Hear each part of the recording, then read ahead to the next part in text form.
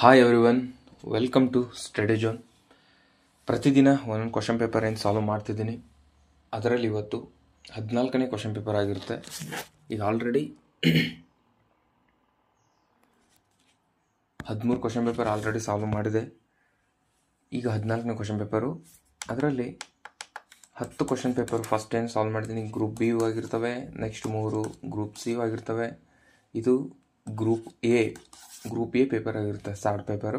Okay, ಅದನ್ನ ಇವತ್ತು solve ಮಾಡೋಣ ಅಂತ ಹೇಳ್ತಾ, ಇನ್ನೂ ಯಾರು ನನ್ನ ಚಾನಲ್ಗೆ ಸಬ್ಸ್ಕ್ರೈಬ್ ಆಗಿಲ್ಲೋ ಹಾಗೆ ಟೆಲಿಗ್ರಾಮ್ಗೆ ಯಾರು ಜಾಯ್ನ್ ಆಗಿ ಅಂತ ಹೇಳ್ತಾ, ಇದ್ರದ್ದು PDF ನಾನು ಟೆಲಿಗ್ರಾಮ್ ಚಾನಲಲ್ಲೇ ಹಾಕ್ತೀನಿ.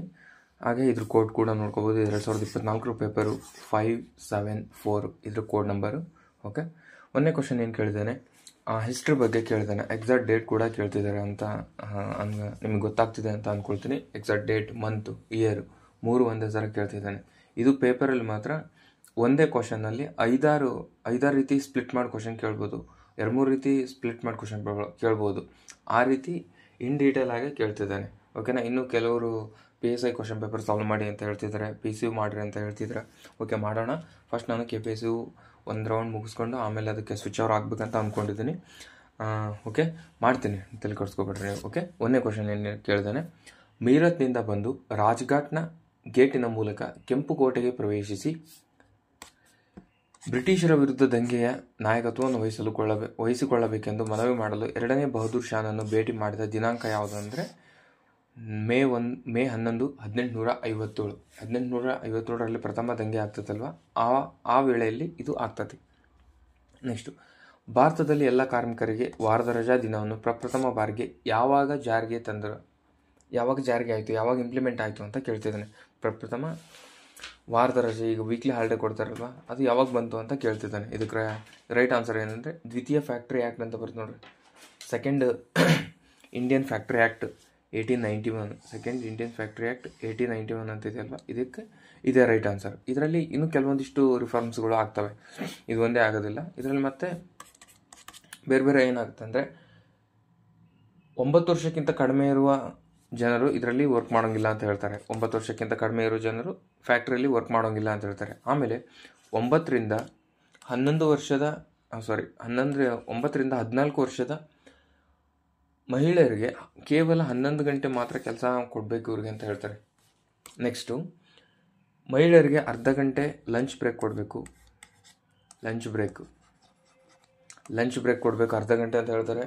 ನೆಕ್ಸ್ಟು, ವೀಕ್ಲಿ ಹಾಲಿಡೇ ಬಗ್ಗೆ ಮಾತಾಡ್ತಿದ್ದು, ವೀಕ್ಲಿ ಹಾಲಿಡೇ ಇದೇ ಕ್ವಶನ್ ಬಂದಿರೋದು ಇವಾಗ. ಓಕೆನಾ. ಇಂಥ ಒಂದು ಕೆಲವೊಂದಿಷ್ಟು ಪಾಯಿಂಟ್ಸ್ಗಳನ್ನು ಕೂಡ ಇವರು ಈ ಆ್ಯಕ್ಟಲ್ಲಿ ಬರುತ್ತೆ. ಓಕೆನಾ. ನೆಕ್ಸ್ಟ್,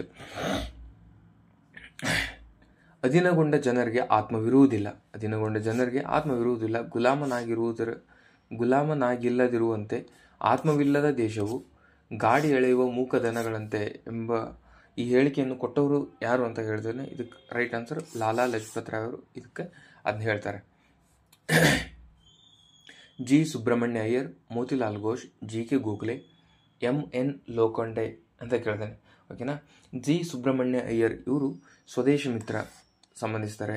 ಮೋತಿಲಾಲ್ ಘೋಷ್ ಇವರು ಅಮೃತ್ ಬಜಾರ್ ಪತ್ರಿಕೆಗೆ ಸಂಬಂಧಪಡ್ತಾರೆ. GK ಗೋಖಲೆ ಇವರು ಸುಧಾರಕರು. ಆಮೇಲೆ MN ಲೋಖಂಡೆ ಇವರು ದೀನಬಂಧು. ಹಾಗಾದರೆ ದೇಶಬಂಧು ಅಂತ ಯಾರು ಕರೀತಾರೆ ಅಂದರೆ ಚಿತ್ತರಂಜನ್ ದಾಸ್ ಇವರು ದೇಶಬಂಧು.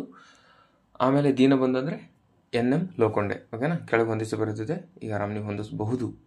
ಓಕೆ, ಭಾರತದ ರಾಷ್ಟ್ರೀಯ ಹೋರಾಟದ ಅಧ್ಯಕ್ಷರಲ್ಲೊಬ್ಬರು ಹಾಗೂ ಜೈಲಿಗೆ ಹೋದ ಪ್ರಥಮ ಭಾರತೀಯ ಪತ್ರಕರ್ತರಲ್ಲಿ ಕೆಳಗಿನವರಲ್ಲಿ ಯಾರು ಅಂತ ಕೇಳಿದ್ದಾನೆ. ಯಾರು ಅದರೊಳಗೆ ಅವರು ಪತ್ರಕರ್ತರು ಆಗಿರಬೇಕು, ಹೋರಾಟದಲ್ಲೂ ಇರಬೇಕು, ಅಂಥವ್ರು ಯಾರು ಅಂತ ಕೇಳ್ತಿದ್ದಾನೆ ಇದಕ್ಕೆ. ಓಕೆನಾ. ಇದಕ್ಕೆ right answer Surendranath Banerjee right answer ಇದಕ್ಕೆ. ಗದರ್ ಪಕ್ಷ ಸ್ಥಾಪನೆಯಾದ ತಿಂಗಳು ಮತ್ತು ವರ್ಷ ಯಾವುದು ಅಂತ ಕೇಳ್ತಾನೆ. ಎಕ್ಸಾಕ್ಟ್ ಗದರ್ ಪಕ್ಷ ಯಾವಾಗ ಸ್ಥಾಪನೆ ಆಯ್ತು ಅಂದರೆ ನವೆಂಬರ್ 1, 1913 ಗದರ್ ಪಕ್ಷ ಸ್ಥಾಪನೆ ಆಗ್ತದೆ. ಲಾಲ್ ಹರ್ದಯಾಳ್, ಆಮೇಲೆ ಸಿಂಗ್ ಬಾಕ್ನಾ ಇವರು ಕೂಡ, ಸುಹಾನ್ ಸಿಂಗ್ ಬಾಕ್ನಾ ಇವರು ಕೂಡ ಇದರೊಳಗಿರ್ತಾರೆ. ಇವರು ಮತ್ತೆ ಎಲ್ಲಿ ಸ್ಥಾಪನೆ ಮಾಡ್ತಾರೆ ಅಂದರೆ ಸ್ಯಾನ್ ಫ್ರಾನ್ಸಿಸ್ಕೋದಲ್ಲಿ ಕೂಡ ಸ್ಥಾಪನೆ ಮಾಡ್ತಾರೆ ಇವರು. ನೆಕ್ಸ್ಟ್, ಭಾರತದಲ್ಲಿ ವಿಶೇಷ ಆರ್ಥಿಕ ವಲಯ ಅಂದರೆ ಸ್ಪೆಷಲ್ ಎಕನಾಮಿಕ್ ಝೋನ್ ಕಾಯ್ದೆಯನ್ನು ಯಾವಾಗ ಅಂದರೆ ಯಾವ ವರ್ಷದಲ್ಲಿ ಜಾರಿ ತಂದರು? ಸ್ಪೆಷಲ್ ಎಕನಾಮಿಕ್ ಝೋನ್ ಅಂತಂದು ಈ ಕಾಯ್ದೆಯನ್ನು ಯಾವಾಗ ಜಾರಿ ತಂದ್ರೆ ಅಂದರೆ 2005ರಲ್ಲಿ ಜಾರಿಗೆ ತರ್ತಾರೆ. ಓಕೆನಾ, 2005ರಲ್ಲಿ. ನೆಕ್ಸ್ಟ್ ಏನು ಕೇಳ್ತಿದ್ದಾನೆ? ಪುರಾ ಸ್ಕೀಮ್ ಬಗ್ಗೆ ಕೇಳ್ತಿದ್ದಾನೆ.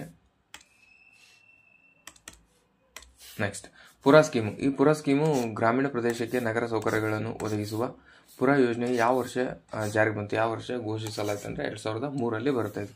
ಓಕೆನಾ, ಯಾವುದು? ಪುರಾ ಸ್ಕೀಮು 2003ರಲ್ಲಿ ಬರ್ತೈತೆ. ನಾನು ಇದ್ರ ಬಗ್ಗೆ ಸ್ವಲ್ಪ ಮಾತಾಡ್ತೇನೆ, ಯಾಕಂದರೆ ಪುರಾ ಯೋಜನೆ ಬಗ್ಗೆ ಪ್ರತಿ ಸರಿ ಒಂದೊಂದು ಕ್ವಶನ್ ಕೇಳ್ತಾನೆ, ಅದಕ್ಕೋಸ್ಕರ ಇದ್ರ ಬಗ್ಗೆ ಸ್ವಲ್ಪ ಮಾತಾಡೋಣ.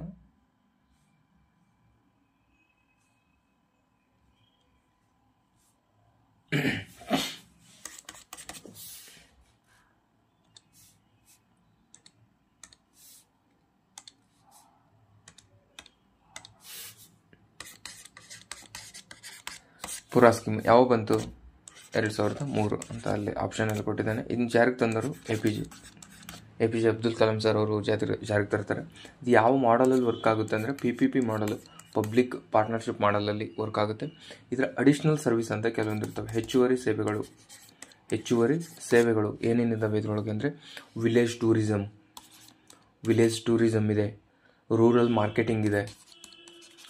ಮಾರ್ಕೆಟಿಂಗ್, ವೇರ್ ಹೌಸಿಂಗ್ ಮಾಡಬೇಕಂತ ಇರುತ್ತೆ, wear housing.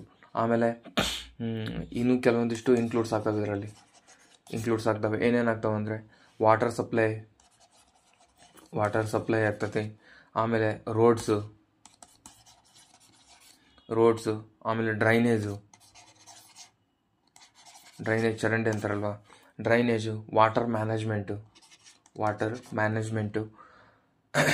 Street lighting, economic skill development ಇವಿಷ್ಟನ್ನು ಜಾರಿಗೆ ತರೋದೇ ಪುರಾ ಯೋಜನೆಯ ಮುಖ್ಯ ಉದ್ದೇಶ ಆಗಿರ್ತದೆ. ಓಕೆನಾ, ನೆಕ್ಸ್ಟ್ ಏನು ಕೇಳಿದಾನೆ? ನರಸಿಂಹನ್ ಸಮಿತಿ, ರಂಗರಾಜನ್ ಸಮಿತಿ, ನರಸಿಂಹನ್ ಸಮಿತಿ, ವಿಜಯ್ ಕೇಳ್ಕರ್, ಮಲ್ಹೋತ್ರಾ ಸಮಿತಿ ಅಂತ ಕೇಳಿದಾನೆ. ಇವು ಸಮಿತಿಗಳು ಯಾವ್ಯಾವುದಕ್ಕೆ ಬಂದಿದ್ದಾವೆ, ಯಾಕೆ ಜಾರಿಗೆ ಬಂದಿದ್ದಾವೆ, ಅದರದ್ದು ಉದ್ದೇಶ ಏನಂತ ಕೇಳ್ತಾನೆ. ಓಕೆನಾ, ಫಸ್ಟ್ನೇದು ಯಾವ್ದು ಕೇಳ್ತಾನೆ? ಅದಕ್ಕಿಂತ ಮುಂಚೆ ಇದು ನೋಡಿದ್ರೆ ಪ್ರಧಾನಮಂತ್ರಿ ಜನ್ಧನ್ ಯೋಜನೆ, ಕೇಳಿದಾನೆ. ಮುಖ್ಯಮಂತ್ರಿ ಜೀವನ್ ಜ್ಯೋತಿ, ಪ್ರಧಾನಮಂತ್ರಿ ಜನ್ ಆರೋಗ್ಯ, ಆಮೇಲೆ ಮುದ್ರಾ ಯೋಜನೆ ಕೇಳಿದಾನೆ. ಓಕೆ,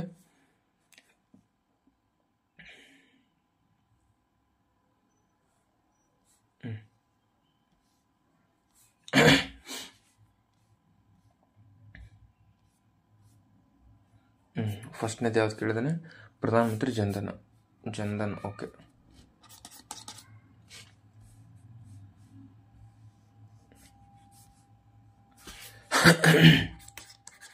PM ಜನ್ಧನ್ ಯೋಜನೆ ಕೇಳಿದಾನಲ್ವಾ? ಇದು ಯಾವಾಗ ಬಂತು? ಫಸ್ಟ್ ಸಿಂಪಲ್ ಕ್ವಶನ್, ಯಾವಾಗ ಬಂತು ಅಂದರೆ ಎಕ್ಸಾಕ್ಟ್ ಡೇಟ್ ಹೇಳೋದಾದರೆ 2014 ಆಗಸ್ಟ್ 14 ಜಾರಿ ಬರ್ತದೆ. ಇದರ ಉದ್ದೇಶ ಪೆನ್ಷನ್ಗೆ ಬರುತ್ತೆ. ಇದು ಫೈನಾನ್ಷಿಯಲ್ ಡೆವಲಪ್ಮೆಂಟ್ ಮಾಡೋಕ್ಕೆ ಬರ್ತದೆ. ಇದು ಫೈನಾನ್ಷಿಯಲ್ ಡೆವಲಪ್ಮೆಂಟ್ಗೆ ಇದು ಜಾರಿಯಾಗಿರ್ತದೆ. ಓಕೆನಾ, ನೆಕ್ಸ್ಟ್ ಮುದ್ರಾ ಯೋಜನೆ ನೋಡೋಣ. ಇದಾದಮೇಲೆ ನೆಕ್ಸ್ಟು ಮುದ್ರಾ ಯೋಜನೆ ಯಾವಾಗ ಬರುತ್ತೆ ಅಂತ ಮುದ್ರಾ ಯೋಜನೆ ಯಾವಾಗ ಬರ್ತದೆ ಅಂದರೆ ಇದು 2015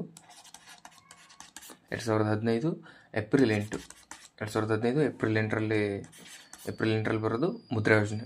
ಇದು ಬರೋದು ಮೈಕ್ರೋ ಯೂನಿಟ್ ಡೆವಲಪ್ಮೆಂಟ್ ರೆಫರೆನ್ಸ್ ಏಜೆನ್ಸಿಯಾಗಿ ವರ್ಕ್ ಮಾಡ್ತದೆ. ಇದ್ರ ಫುಲ್ ಫಾರ್ಮ್ ಅದರದ್ದು ಮುದ್ರಾದು. ಇದು ಫೈನಾನ್ಷಿಯಲಿ ಸಪೋರ್ಟ್ ಮಾಡ್ತದೆ. ಆಮೇಲೆ ಸ್ಮಾಲ್ ಬಿಸ್ನೆಸ್ಗಳಿಗೆ ಅವ್ರಿಗೆ ಸಾಲ ಕೊಡೋದು ಮುದ್ರಾ ಯೋಜನೆ ಆಗಿರ್ತದೆ, ಅದರದ್ದು ಉದ್ದೇಶ ಆಗಿರ್ತದೆ. ಇಲ್ಲಿ ಕೇಳಿರೋದು ಜಸ್ಟ್ ಇಸ್ವಿ ಕೇಳಿರೋದ್ರಿಂದ ಇದು 2015ರಲ್ಲಿ ಬರುತ್ತೆ. ಓಕೆನಾ, ನೆಕ್ಸ್ಟ್ ಯಾವುದಂದರೆ ಜೀವನ್ ಜ್ಯೋತಿ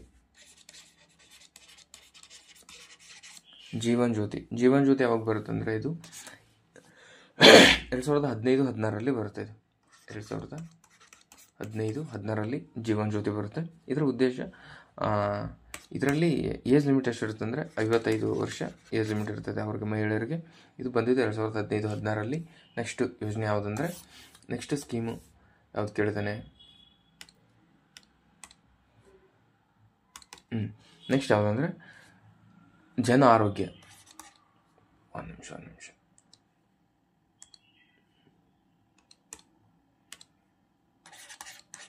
ಜನ ಆರೋಗ್ಯ ಯೋಜನೆ ಕೇಳಿದಾನೆ. ಇದು ಯಾವಾಗ ಬರ್ತಂದ್ರೆ 2018 ಸೆಪ್ಟೆಂಬರ್ 23ರಲ್ಲಿ ಬರುತ್ತೆ ಇದು. ಓಕೆನಾ. ಇದು ಅಂದರೆ 5 ಲಕ್ಷ ಸಾಲ ಕೊಡ್ತಾರೆ. ಇದರಲ್ಲಿ 5 ಲಕ್ಷ ಸಾಲ ಅಲ್ಲ, ಆರೋಗ್ಯಕ್ಕೆ ಹೆಲ್ಪ್ ಮಾಡ್ತಾರೆ. 5 ಲಕ್ಷ ಅಂದರೆ ಸೆಕೆಂಡರಿ ಆ್ಯಂಡ್ ಟರ್ಸರಿ ಹಾಸ್ಪಿಟಲ್ನಲ್ಲಿ 5 ಲಕ್ಷದವರೆಗೂ ಅವ್ರಿಗೆ ಅಮೌಂಟ್ ಕೊಟ್ಟು ಹೆಲ್ತ್ ಬಗ್ಗೆ ರಿಲೇಟೆಡ್ ಅಷ್ಟು ಅಮೌಂಟ್ ಕೊಡ್ತಾರೆ ಅವ್ರಿಗೆ. ಓಕೆನಾ. ಅದರ ಉದ್ದೇಶ ಈಗ ಅದರದ್ದಿಷ್ಟು ಇಸ್ವಿ ಕೂಡ ಹೇಳಿದೆ ನಿಮಗೆ. ಇಲ್ಲಿ ಆರಾಮ್ಸೆ ಇವಾಗ ಹೊಂದಿಸಿ ಬರೋದಿದೆ, ಹೊಂದಿಸಿ ಬರಿಬೋದು ಅದನ್ನ. ಓಕೆನಾ. ಇಲ್ಲಿದೆ ನೋಡ್ರಿ, ಪ್ರಧಾನಮಂತ್ರಿ ಜನ್ಧನ್, ಜೀವನ್ ಜ್ಯೋತಿ, ಜನ ಆರೋಗ್ಯ, ಮುದ್ರಾ.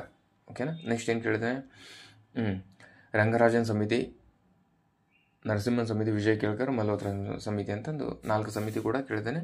ಇದಕ್ಕೆ ನಾನೀಗ ಮತ್ತೆ ಹೇಳೋದಾದರೆ ಫಸ್ಟ್ನೇದು ಯಾವ್ದು ಕೇಳಿದ್ದೇನೆ, ಫಸ್ಟ್ನೇ ಸಮಿತಿ ಯಾವುದಂದರೆ ಯಾವ್ದು ಕೇಳಿದ್ದೇನೆ ಅಂದರೆ PM ರಂಗರಾಜನ್ ಸಮಿತಿ ಕೇಳಿದ್ದೇನೆ. ರಂಗರಾಜನ್ ಸಮಿತಿ ಯಾವಾಗ ಬರುತ್ತೆ, ಇದು 2-3ಕ್ಕೆ ಬರುತ್ತೆ. ಫಸ್ಟ್ನೇದು ನಾನು ಇವಾಗ ಇಲ್ಲಿ ಆಪ್ಷನಲ್ಲಿ ಕೊಟ್ಟಿರೋದ್ರ ಆ ದೃಷ್ಟಿ ನೋಡೋದಾದರೆ ಬಡತನ ನಿರ್ಮೂಲನೆ ಬರುತ್ತೆ. ಬಡತನ ಅಂದಾಜು ಮಾಡೋಕ್ಕೆ, ಬಡತನ ಅಂದಾಜು ಯಾವಾಗ ಬರ್ತದೆ, 2012ರಲ್ಲಿ ಬಡತನ ಅಂದಾಜು ಬಗ್ಗೆ. ಇವರು ಬಡತನ ಅಂದಾಜನ್ನು ಮಾಡೋಕ್ಕೆ ತೆಂಡೂಲ್ಕರ್ ಸಮಿತಿಯವರನ್ನು ಕೂಡ, ತೆಂಡೂಲ್ಕರ್ ಸಮಿತಿಯನ್ನು ಅವರು ಕೊಟ್ಟಿರುವ ರಿಪೋರ್ಟನ್ನು ಕೂಡ ಇವರು ಆಧಾರವಾಗಿ ಇಟ್ಕೊಂಡು ರಿಪೋರ್ಟ್ ಕೊಡ್ತಾರೆ. ಅದು ಒಂದು ಹೆಚ್ಚುವರಿ ಪಾಯಿಂಟು, ಹಂಗೆ ನೆನ್ಪಿಟ್ಕೊಳ್ರಿ. ಆಮೇಲೆ Rangarajan committee was formed in 2000 review the statistical system in India. Statistical ಸಿಸ್ಟಮನ್ನು ರಿವ್ಯೂ ಮಾಡೋಕ್ಕೆ ಇವ್ರನ್ನ ರಂಗರಾಜನ್ ಸಮಿತಿಯನ್ನು ಕೂಡ ನೇಮಕ ಮಾಡಿರ್ತಾರೆ. ಅದು 2002ರಲ್ಲಿ. ಆಮೇಲೆ ಇವರು ರೆಕಮೆಂಡೇಶನ್ ಏನು ಮಾಡ್ತಾರೆ ಅಂದರೆ, ಇದನ್ನು ರಿವ್ಯೂ ಮಾಡಿದಾದ್ಮೇಲೆ ನ್ಯಾಷನಲ್ ಸ್ಟ್ಯಾಟಿಸ್ಟಿಕಲ್ ಕಮಿಷನ್ ಸ್ಥಾಪನೆ ಮಾಡಬೇಕು ನೀವು ಅಂತಂದು ರಂಗರಾಜನ್ ಸಮಿತಿ ಗೌರ್ಮೆಂಟ್ಗೆ ರೆಕಮೆಂಡೇಶನ್ ಮಾಡ್ತದೆ. ಇದು ಬ್ರೀಫ್ ಆಗಿ ರಂಗರಾಜನ್ ಕಮಿಟಿ ಬಗ್ಗೆ ಸ್ವಲ್ಪ ಎಕ್ಸ್ಪ್ಲನೇಷನ್ ಆಗಿರ್ತದೆ. ಓಕೆನಾ. ನೆಕ್ಸ್ಟು ನರಸಿಂಹನ್ ಸಮಿತಿ. ನೆಕ್ಸ್ಟು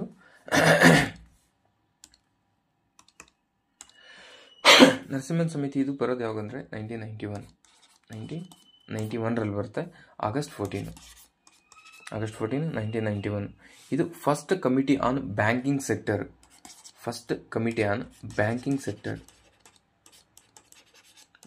ಸೆಕ್ಟರಲ್ಲಿ ಫಸ್ಟ್ ಕಮಿಟಿ ಇದಾಗಿರ್ತದೆ. ಇದನ್ನ ಯಾರು ಅಪಾಯಿಂಟ್ ಮಾಡ್ತಾರೆ ಅಂದರೆ ಮನಮೋಹನ್ ಸಿಂಗ್ ಅವರು ಅಪಾಯಿಂಟ್ ಮಾಡ್ತಾರೆ ಇದನ್ನು. ಓಕೆನಾ. ಇವರು RBI ಗವರ್ನರ್ ಆಗಿರ್ತಾರೆ. ಇವರು ರೆಕಮೆಂಡೇಶನ್ಸ್ ಏನಂದರೆ, ನರಸಿಂಹನ್ ಸಮಿತಿಯ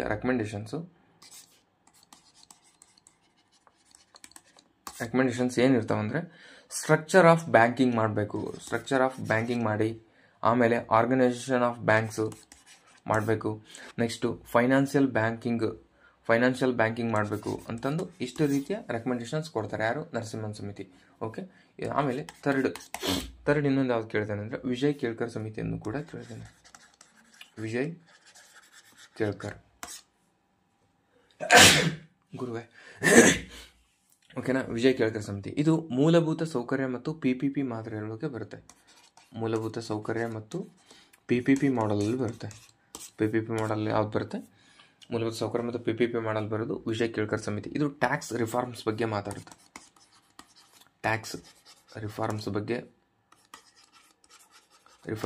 ಮಾತಾಡ್ತದೆ ಯಾವಾಗ? 2005ರಲ್ಲಿ. ನೆಕ್ಸ್ಟು ಫಿಸಿಕಲ್ ಕನ್ಸಾಲ್ಟೇಷನ್ ಬಗ್ಗೆ ಮಾತಾಡುತ್ತೆ.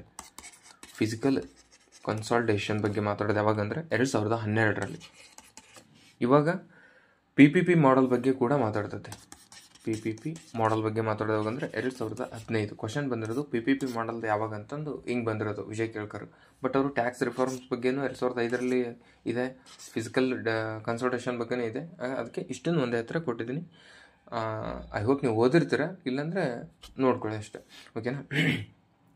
ಇದು PPP ಮಾಡಲಲ್ಲಿ ಯಾವ್ಯಾವ ಬರ್ಬೇಕಂತಂದು ರೆಕಮೆಂಡೇಶನ್ ಮಾಡ್ತಾರೆ ಅಂದರೆ ವಿಜಯ್ ಕೇಳ್ಕರ್ ಅವರು ಏರ್ಪೋರ್ಟು, ಆಮೇಲೆ ರೈಲ್ವೆ, ಆಮೇಲೆ ಪೋರ್ಟ್ಸ್, ಇವು ಮೂರು ಕೂಡ PPP ಮಾಡಲಲ್ಲಿ ಬೇರೆಯವ್ರಿಗೆ ಕೊಟ್ಬಿಡಿ ಅಂತಂದು ರೆಕಮೆಂಡೇಶನ್ ಮಾಡ್ತಾರೆ ವಿಜಯ್ ಕೇಳ್ಕರ್. ನೆಕ್ಸ್ಟ್ ಬರೋದು ಮಲ್ಹೋತ್ರಾ ಕಮಿಟಿ.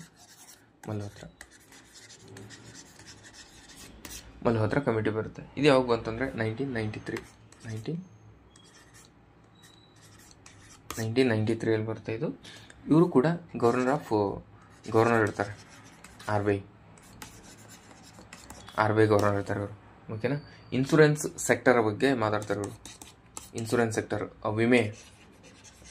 ವಿಮೆ ಬಗ್ಗೆ ಮಾತಾಡ್ತಾರೆ ಇವರು, ಓಕೆನಾ. ಆಟೋನಮಸ್ ರೆಗ್ಯುಲೇಟರಿ ಬಾಡಿ ಮಾಡಬೇಕು ನೀವು ಇನ್ಶೂರೆನ್ಸಲ್ಲಿ, autonomous regulatory body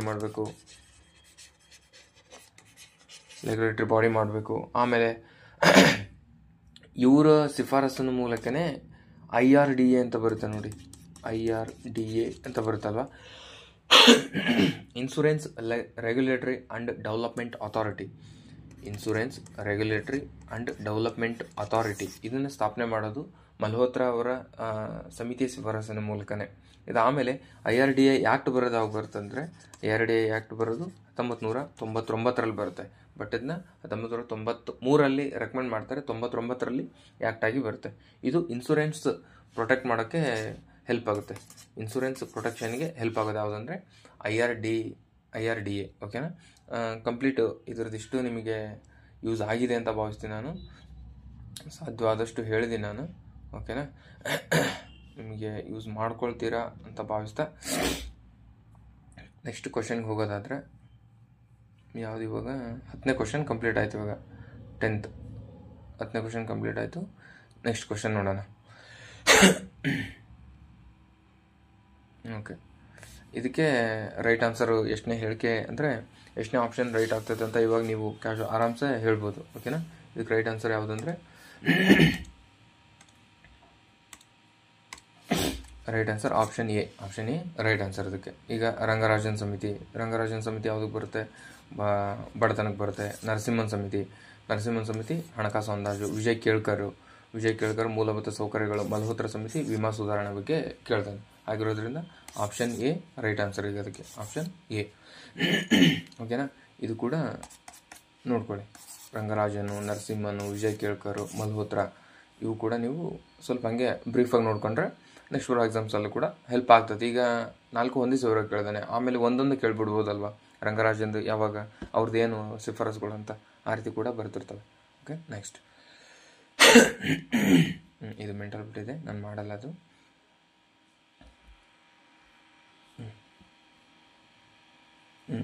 triple point ಅಂತ ಕೇಳಿದೆ. ಟ್ರಿಪಲ್ ಪಾಯಿಂಟ್ ಇದು ತಾಪಮಾನ ಮತ್ತು ಒತ್ತಡ ಎರಡನ್ನೂ ನಿಗದಿಪಡಿಸಲಾಗುವುದು ಯಾವುದಂದ್ರೆ ಟ್ರಿಪಲ್ ಪಾಯಿಂಟ್. ಇದು ಮೆಂಟಲ್ ಅಬಿಲಿಟಿ, ಇವೆರಡು ಮೆಂಟಲ್ ಅಬಿಲಿಟಿನೇ ಇದೆ.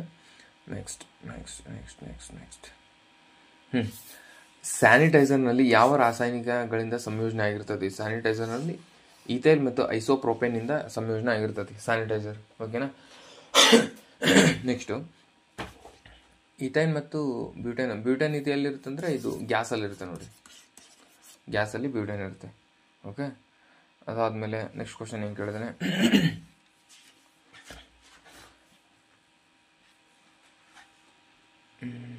ಇವೆಲ್ಲ ಮೆಂಟಲ್ ಬಿಟ್ಟು ಚೆನ್ನಾಗಿ ಕೇಳಿದಾನೆ. ಇದರಲ್ಲಿ ಒಂದೇ ನಿಮಿಷ ಇರಿ.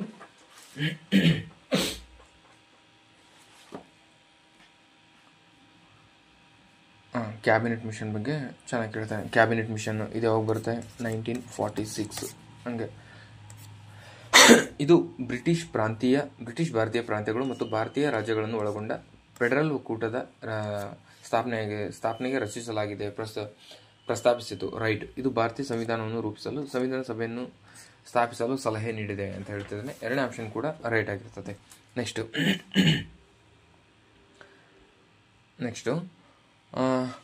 ವಿವಿಧ ರಾಜಕೀಯ ಪಕ್ಷಗಳ ಪ್ರತಿನಿಧಿಗಳನ್ನು ಒಳಗೊಂಡ ಮಧ್ಯಂತರ ಸರ್ಕಾರವನ್ನು ಸ್ಥಾಪಿಸಿತು, ಇದು ಕೂಡ ರೈಟ್. ಆಮೇಲೆ ಪ್ರತ್ಯೇಕ ರಾಜ್ಯದ ಬೇಡಿಕೆಯನ್ನು ಇಟ್ಟರು, ಇದು ರಾಂಗ್. ಇದು ಪ್ರತ್ಯೇಕ ರಾಜ್ಯದ ಬೇಡಿಕೆ ಇಟ್ಟಿಲ್ಲ. ಥರ್ಡ್ ಟು ಫಸ್ಟ್ ಇವು 3 ಹೇಳಿಕೆಗಳು ಕೂಡ ರೈಟ್. ಇದಕ್ಕೆ ಎಲ್ಲಿದೆ 3 ಹೇಳಿಕೆಗಳು ಕೂಡ ರೈಟ್ ಅದಕ್ಕೆ. ಓಕೆನಾ. ನೆಕ್ಸ್ಟ್, ಕೆಳಗಿನವುಗಳಲ್ಲಿ ಯಾವುದು ಭಾರತದಲ್ಲಿ ರಾಷ್ಟ್ರಪತಿ ಆಳ್ವಿಕೆ ಘೋಷಣೆಗೆ ಪರಿಣಾಮಗಳಲ್ಲ, ಯಾವುದು ರಾಂಗ್ ಅಂತ ಕೇಳ್ತಾನೆ. ರಾಜ್ಯ ವಿಧಾನಸಭೆ ವಿಸರ್ಜನೆ ಆಗುವುದಿಲ್ಲ. ರಾಜ್ಯದಲ್ಲಿ ಮಂತ್ರಿಮಂಡಳಿಯನ್ನು ತೆಗೆದುಹಾಕುವುದು ರೈಟ್. ಸ್ಥಳೀಯ ಸ್ವಸರ್ಕಾರಗಳ ವಿಸರ್ಜನೆ, ಸರ್ಕಾರ ಯಾಕೆ ವಿಸರ್ಜನೆ ಮಾಡ್ತಾರೆ ಹೇಳ್ರಿ, ರಾಷ್ಟ್ರಪತಿ ಆಳ್ವಿಕೆ ಆಗ್ತಾಗ, ಅದು ಕೂಡ ರಾಂಗೇ ಆಗಿರ್ತದೆ. ಓಕೆನಾ. ನೆಕ್ಸ್ಟ್, ಕೇಂದ್ರ ಸರ್ಕಾರದಿಂದ ರಾಜ್ಯ ಆಡಳಿತವನ್ನು ಸ್ವಾಧೀನಪಡಿಸಿಕೊಳ್ಳುವುದು, ಇದು ರೈಟು. ಯಾಕಂದರೆ ಅಲ್ಲಿ ಕಂಪ್ಲೀಟ್ ರಾಷ್ಟ್ರಪತಿ ಆಳ್ವಿಕೆ ಇದ್ದಾಗ ಅದನ್ನು ಸ್ವಾಧೀನಪಡಿಸ್ಕೊಳ್ತಾರೆ, ಅದು ರೈಟ್. ಹಾಗಿದ್ದಾಗ ಅವರು ನೆಗೆಟಿವ್ ಕ್ವಶನ್ ಕೇಳಿದ್ದೇನೆ, ಯಾವ 2 ರಾಂಗ್ ಅಂತ ಆಗಿರೋದ್ರಿಂದ 1 and 3 ರಾಂಗು. ಅದಕ್ಕೆ ರಾಂಗ್ ಇರೋದೇ ಅದೇ ರೈಟ್ ಆನ್ಸರ್. ಈಗ ಅದಕ್ಕೆ 1 ಮತ್ತು 3 ರೈಟ್ ಆನ್ಸರ್. ಅದಕ್ಕೆ ಎಲ್ಲಿದೆ 1 ಮತ್ತು 3. ನೆಕ್ಸ್ಟ್, ಪಂಚಾಯತ್ ರಾಜ್ ಸಂಬಂಧಿಸಿದಂತೆ 73ನೇ ಸಂವಿಧಾನಾತ್ಮಕ ತಿದ್ದುಪಡಿಗೆ ಲಕ್ಷಣಗಳು ಯಾವುದು ಅಂತ ಕೇಳಿದಾನೆ. ಎಲ್ಲ ಹಂತಗಳಲ್ಲಿ ಸದಸ್ಯರ ನೇರ ನೇಮಕಾತಿ ಫಸ್ಟಲ್ಲಿ ಆಗುತ್ತೆ, ಬಟ್ ಎಲ್ಲ ಹಂತದಲ್ಲ ಆಗಲ್ಲ. ಓಕೆನಾ. ಚುನಾವಣೆಗಳನ್ನು ನಡೆಸುವುದು ಕಡ್ಡಾಯ, ರೈಟ್. ಚುನಾವಣೆ ಕಂಪಲ್ಸರಿ ನಡೆಸಲೇಬೇಕು. ಗ್ರಾಮ ಮಟ್ಟದಲ್ಲಿ ಅಧ್ಯಕ್ಷರ ಚುನಾವಣೆ ರೈಟು. ಮಧ್ಯಂತರ ಮತ್ತು ಜಿಲ್ಲಾ ಮಟ್ಟದಲ್ಲಿ ಅಧ್ಯಕ್ಷರ ಪರೋಕ್ಷ ಚುನಾವಣೆ, ಇದು ಕೂಡ ರೈಟ್. ಆಗಿರೋದ್ರಿಂದ 2, 3, 4 ರೈಟ್. ಓಕೆನಾ. ನೆಕ್ಸ್ಟ್, ಸರ್ಕಾರಿ ಆಯೋಗದ ಬಗ್ಗೆ ಕೇಳಿದ್ದೇನೆ. ಸರ್ಕಾರಿ ಆಯೋಗ ಬರೋದಂದರೆ ಸರ್ಕಾರಿ ಆಯೋಗ ಫಸ್ಟ್ ಒಂದು ನಿಮಿಷ. ಸರ್ಕಾರಿ ಆಯೋಗ ಬರೋದು ಯಾವಾಗಂದರೆ 1987ರಲ್ಲಿ ಸರ್ಕಾರಿ ಆಯೋಗ ಬರುತ್ತೆ. ಓಕೆನಾ. ಇದು 6 ಕೇಂದ್ರ ಕ್ಯಾಬಿನೆಟ್ ಮಂತ್ರಿಗಳು ಮತ್ತು ಎಲ್ಲ ರಾಜ್ಯಗಳ ಮುಖ್ಯಮಂತ್ರಿಗಳನ್ನು ಒಳಗೊಂಡಿರುತ್ತದೆ. ಇದು ಇಂಟರ್ ಸ್ಟೇಟ್ ಕೌನ್ಸಿಲ್ ಏಪ್ರಿಲ್ 1990ರಲ್ಲಿ ಇದನ್ನ ಸ್ಥಾಪನೆ ಮಾಡಲಾಗ್ತದೆ. ಇದು 83ನೋ ಅಥವಾ 87 ಇರಬೇಕು, ಸ್ವಲ್ಪ ಕನ್ಫರ್ಮ್ ಮಾಡಿ, ಇಲ್ಲಾಂದರೆ ನಾನು ನೆಕ್ಸ್ಟ್ ವೀಡಿಯೋದಲ್ಲಿ ಹೇಳ್ತೀನಿ ಅದನ್ನು. ಓಕೆನಾ. 87 ಇರಬೇಕು ಅದು. ಓಕೆ. ಇಂಟರ್ ಸ್ಟೇಟ್ ಕೌನ್ಸಿಲನ್ನು ಏಪ್ರಿಲ್ 1990ರಲ್ಲಿ ಸ್ಥಾಪನೆ ಮಾಡಲಾಗುತ್ತೆ, ಇದು ಕೂಡ ರೈಟು. ಸ್ಟೇಟ್ಮೆಂಟ್ 3, ಯಾವುದೇ ಸಮಯದಲ್ಲಿ ಸಾರ್ವಜನಿಕ ಹಿತಾಸಕ್ತಿಗಳನ್ನು ಅದನ್ನು ಪೂರೈಸುತ್ತದೆ ಎಂದು ಅವರಿಗೆ ತೋರಿದರೆ ಅಂತಾರಾಜ್ಯ ಮಂಡಳಿಯನ್ನು ಸ್ಥಾಪಿಸಲು ಭಾರತದ ರಾಷ್ಟ್ರಪತಿಯವರಿಗೆ 263ನೇ ವಿಧಿ ಅಡಿಯಲ್ಲಿ ಅಧಿಕಾರವಿದೆ ಅಂತ ಹೇಳ್ತಿದ್ದಾನೆ. ಆಗಿರೋದ್ರಿಂದ 3 ಹೇಳಿಕೆಗಳು ಕೂಡ ಸರಿ. ಇದಕ್ಕೆ ಯಾವುದಂದರೆ 4 ಇರುತ್ತೆ, ಇದು ರೈಟ್. ಇದರಲ್ಲಿ 3 ಹೇಳಿಕೆಗಳು ರೈಟ್. ಒಬ್ಬ ವ್ಯಕ್ತಿ ಒಂದು ಮತ ಪರಿಕಲ್ಪನೆಯನ್ನು ಸ್ಥಾಪಿಸಿದವರು ಯಾರಂದರೆ Dr. B.R. Ambedkar. Gram of politics ಪುಸ್ತಕದ ಲೇಖಕರು ಯಾರು? ಗ್ರಾಮ್ ಆಫ್ ಪಾಲಿಟಿಕ್ಸ್ನ ಪುಸ್ತಕದ ಲೇಖಕರು ಯಾರು ಅಂದರೆ H.G. ಲಾಸ್ಕಿ ಅವರು ಗ್ರಾಮ್ ಆಫ್ ಪಾಲಿಟಿಕ್ಸ್ ಪುಸ್ತಕದ ಲೇಖಕರು. ಬಾಹ್ಯ ಆಕ್ರಮಣ ಮತ್ತು ಆಂತರಿಕ ಅಡಚಣೆಯಿಂದ ಪ್ರತಿ ರಾಜ್ಯವನ್ನು ರಕ್ಷಿಸುವುದು ಒಕ್ಕೂಟದ ಕರ್ತವ್ಯವಾಗಿದೆ ಮತ್ತು ಈ ಸಂವಿಧಾನದ ನಿಬಂಧನೆಗಳಿಗೆ ಅನುಸಾರವಾಗಿ ಪ್ರತಿ ರಾಜ್ಯ ಸರ್ಕಾರವನ್ನು ನಡೆಸುತ್ತಿದೆ ಎಂದು ಖಚಿತಪಡಿಸಿಕೊಳ್ಳಲಾಗುವುದು. ಭಾರತೀಯ ಸಂವಿಧಾನದ ಕೆಳಗಿನ ಯಾವ ವಿಧಿಗಳು ಮೇಲಿನ ಹೇಳಿಕೆಗಳೊಂದಿಗೆ ವಿವರಿಸುತ್ತವೆ ಅಂದರೆ 355ನೇ ವಿಧಿ. ಭಾರತದ ಯಾವ ರಾಜ್ಯವು ಪಂಚಾಯತ್ ಚುನಾಯಿತ ಪ್ರತಿನಿಧಿಗಳನ್ನು ವಾಪಸ್ ಕರೆಸಿಕೊಳ್ಳುವ ಹಕ್ಕನ್ನು ಹೊಂದಿದೆ ಅಂದರೆ ಉತ್ತರ ಪ್ರದೇಶ. ನೆಕ್ಸ್ಟ್, ನೋಂದಾಯಿತ ಮತದಾರ ಅಂದರೆ ಈಗ ಆಲ್ರೆಡಿ ಒಂದ್ಸರಿ ವೋಟ್ ಹಾಕಿದ್ದಾರೆ, ಅವು ನನ್ನ ಹೆಸರಲ್ಲಿ, ಈಗ ವೀರೇಶ್ ಅನ್ನೋ ಹೆಸರಲ್ಲಿ ವೋಟರ್ ಐ ಡಿ ಇದೆ ನಂದು, ಆದರೆ ಯಾರೋ ಒಬ್ಬರು ನನ್ನ ಹೆಸರಲ್ಲೇ ಬೇರೆ ವೋಟ್ ಹಾಕಿಬಿಟ್ಟಿದ್ದಾರೆ ಅಂದರೆ ಏನು ಮಾಡ್ತಾರೆ ಅಂತಂದು ಅಷ್ಟೇ ಇದು ಕ್ವಶನ್. ಇದಕ್ಕೆ ನನಗೆ ಆಮೇಲೆ ಏನು ಮಾಡ್ತಾರೆ ಅಂದರೆ ಬ್ಯಾಲೆಟ್ ಮತ, ಅಂದರೆ ನಾನು ಡಾಕ್ಯುಮೆಂಟ್ಸ್ ಎಲ್ಲ ವೆರಿಫೈ ಮಾಡಿಕೊಂಡು ಬ್ಯಾಲೆಟ್ ಮತ ಅಂತ ಕೊಡ್ತಾರೆ ನನಗೆ, ಆಮೇಲೆ ಇನ್ನೊಂದ್ಸರಿ ವೋಟ್ ಹಾಕ್ಬೋದು ನಾನು. ಓಕೆ. ಕ್ಷೇತ್ರ ಮಟ್ಟದಲ್ಲಿ ಚುನಾವಣಾ ಪ್ರಕ್ರಿಯೆಯನ್ನು ದಕ್ಷ ಮತ್ತು ಪರಿಣಾಮಕಾರಿ ನಿರ್ವಹಣೆ ಮೇಲ್ವಿಚಾರಣೆ ಮಾಡಲು ಜಾಗೃತ ವೀಕ್ಷಕರನ್ನು ಯಾವಾಗ ಸ್ಥಾಪನೆ ಮಾಡಲಾಯಿತು ಅಂದರೆ 16ನೇ ಲೋಕಸಭಾ ಚುನಾವಣೆ, ಅಂದರೆ ಮೋದಿಯವರು ಎಲೆಕ್ಟ್ ಆಗ್ತಾರಲ್ವ, ಆ ಚುನಾವಣೆಯಲ್ಲಿ ಜಾಗೃತ ವೀಕ್ಷಕರನ್ನು ಪರಿಚಯ ಮಾಡಲಾಗ್ತದೆ. ನೆಕ್ಸ್ಟ್, 368ನೇ ವಿಧಿ ಸಂವಿಧಾನದ ಯಾವ ನಿಬಂಧನೆಗಳನ್ನು ತಿದ್ದುಪಡಿ ಮಾಡಲು ಸಂಸತ್ತಿಗೆ ಅಧಿಕಾರ ನೀಡುತ್ತದೆ. ಹಾಗಿರೋದ್ರಿಂದ ತಿದ್ದುಪಡಿ ಕೆಳಗೆ ಕೊಟ್ಟರೆ ತಿದ್ದುಪಡಿನ ಅವು ಯಾವ್ಯಾವ ಹೊಂದಿಸ್ತವೆ ಅಂತ ಅಷ್ಟೇ ಕ್ವಶನ್. ಓಕೆನಾ. 1ನೇ ತಿದ್ದುಪಡಿ 9th ಶೆಡ್ಯೂಲ್, ಆಮೇಲೆ 24ನೇ ತಿದ್ದುಪಡಿ ಮೂಲಭೂತ ಹಕ್ಕುಗಳನ್ನು ಒಳಗೊಂಡಂತೆ ಎಲ್ಲ ಭಾಗವನ್ನು ತಿದ್ದುಪಡಿ ಮಾಡುವ ಅಧಿಕಾರ ಸಂಸತ್ತಿಗೆ ನೀಡುತ್ತದೆ. 61ನೇ ತಿದ್ದುಪಡಿ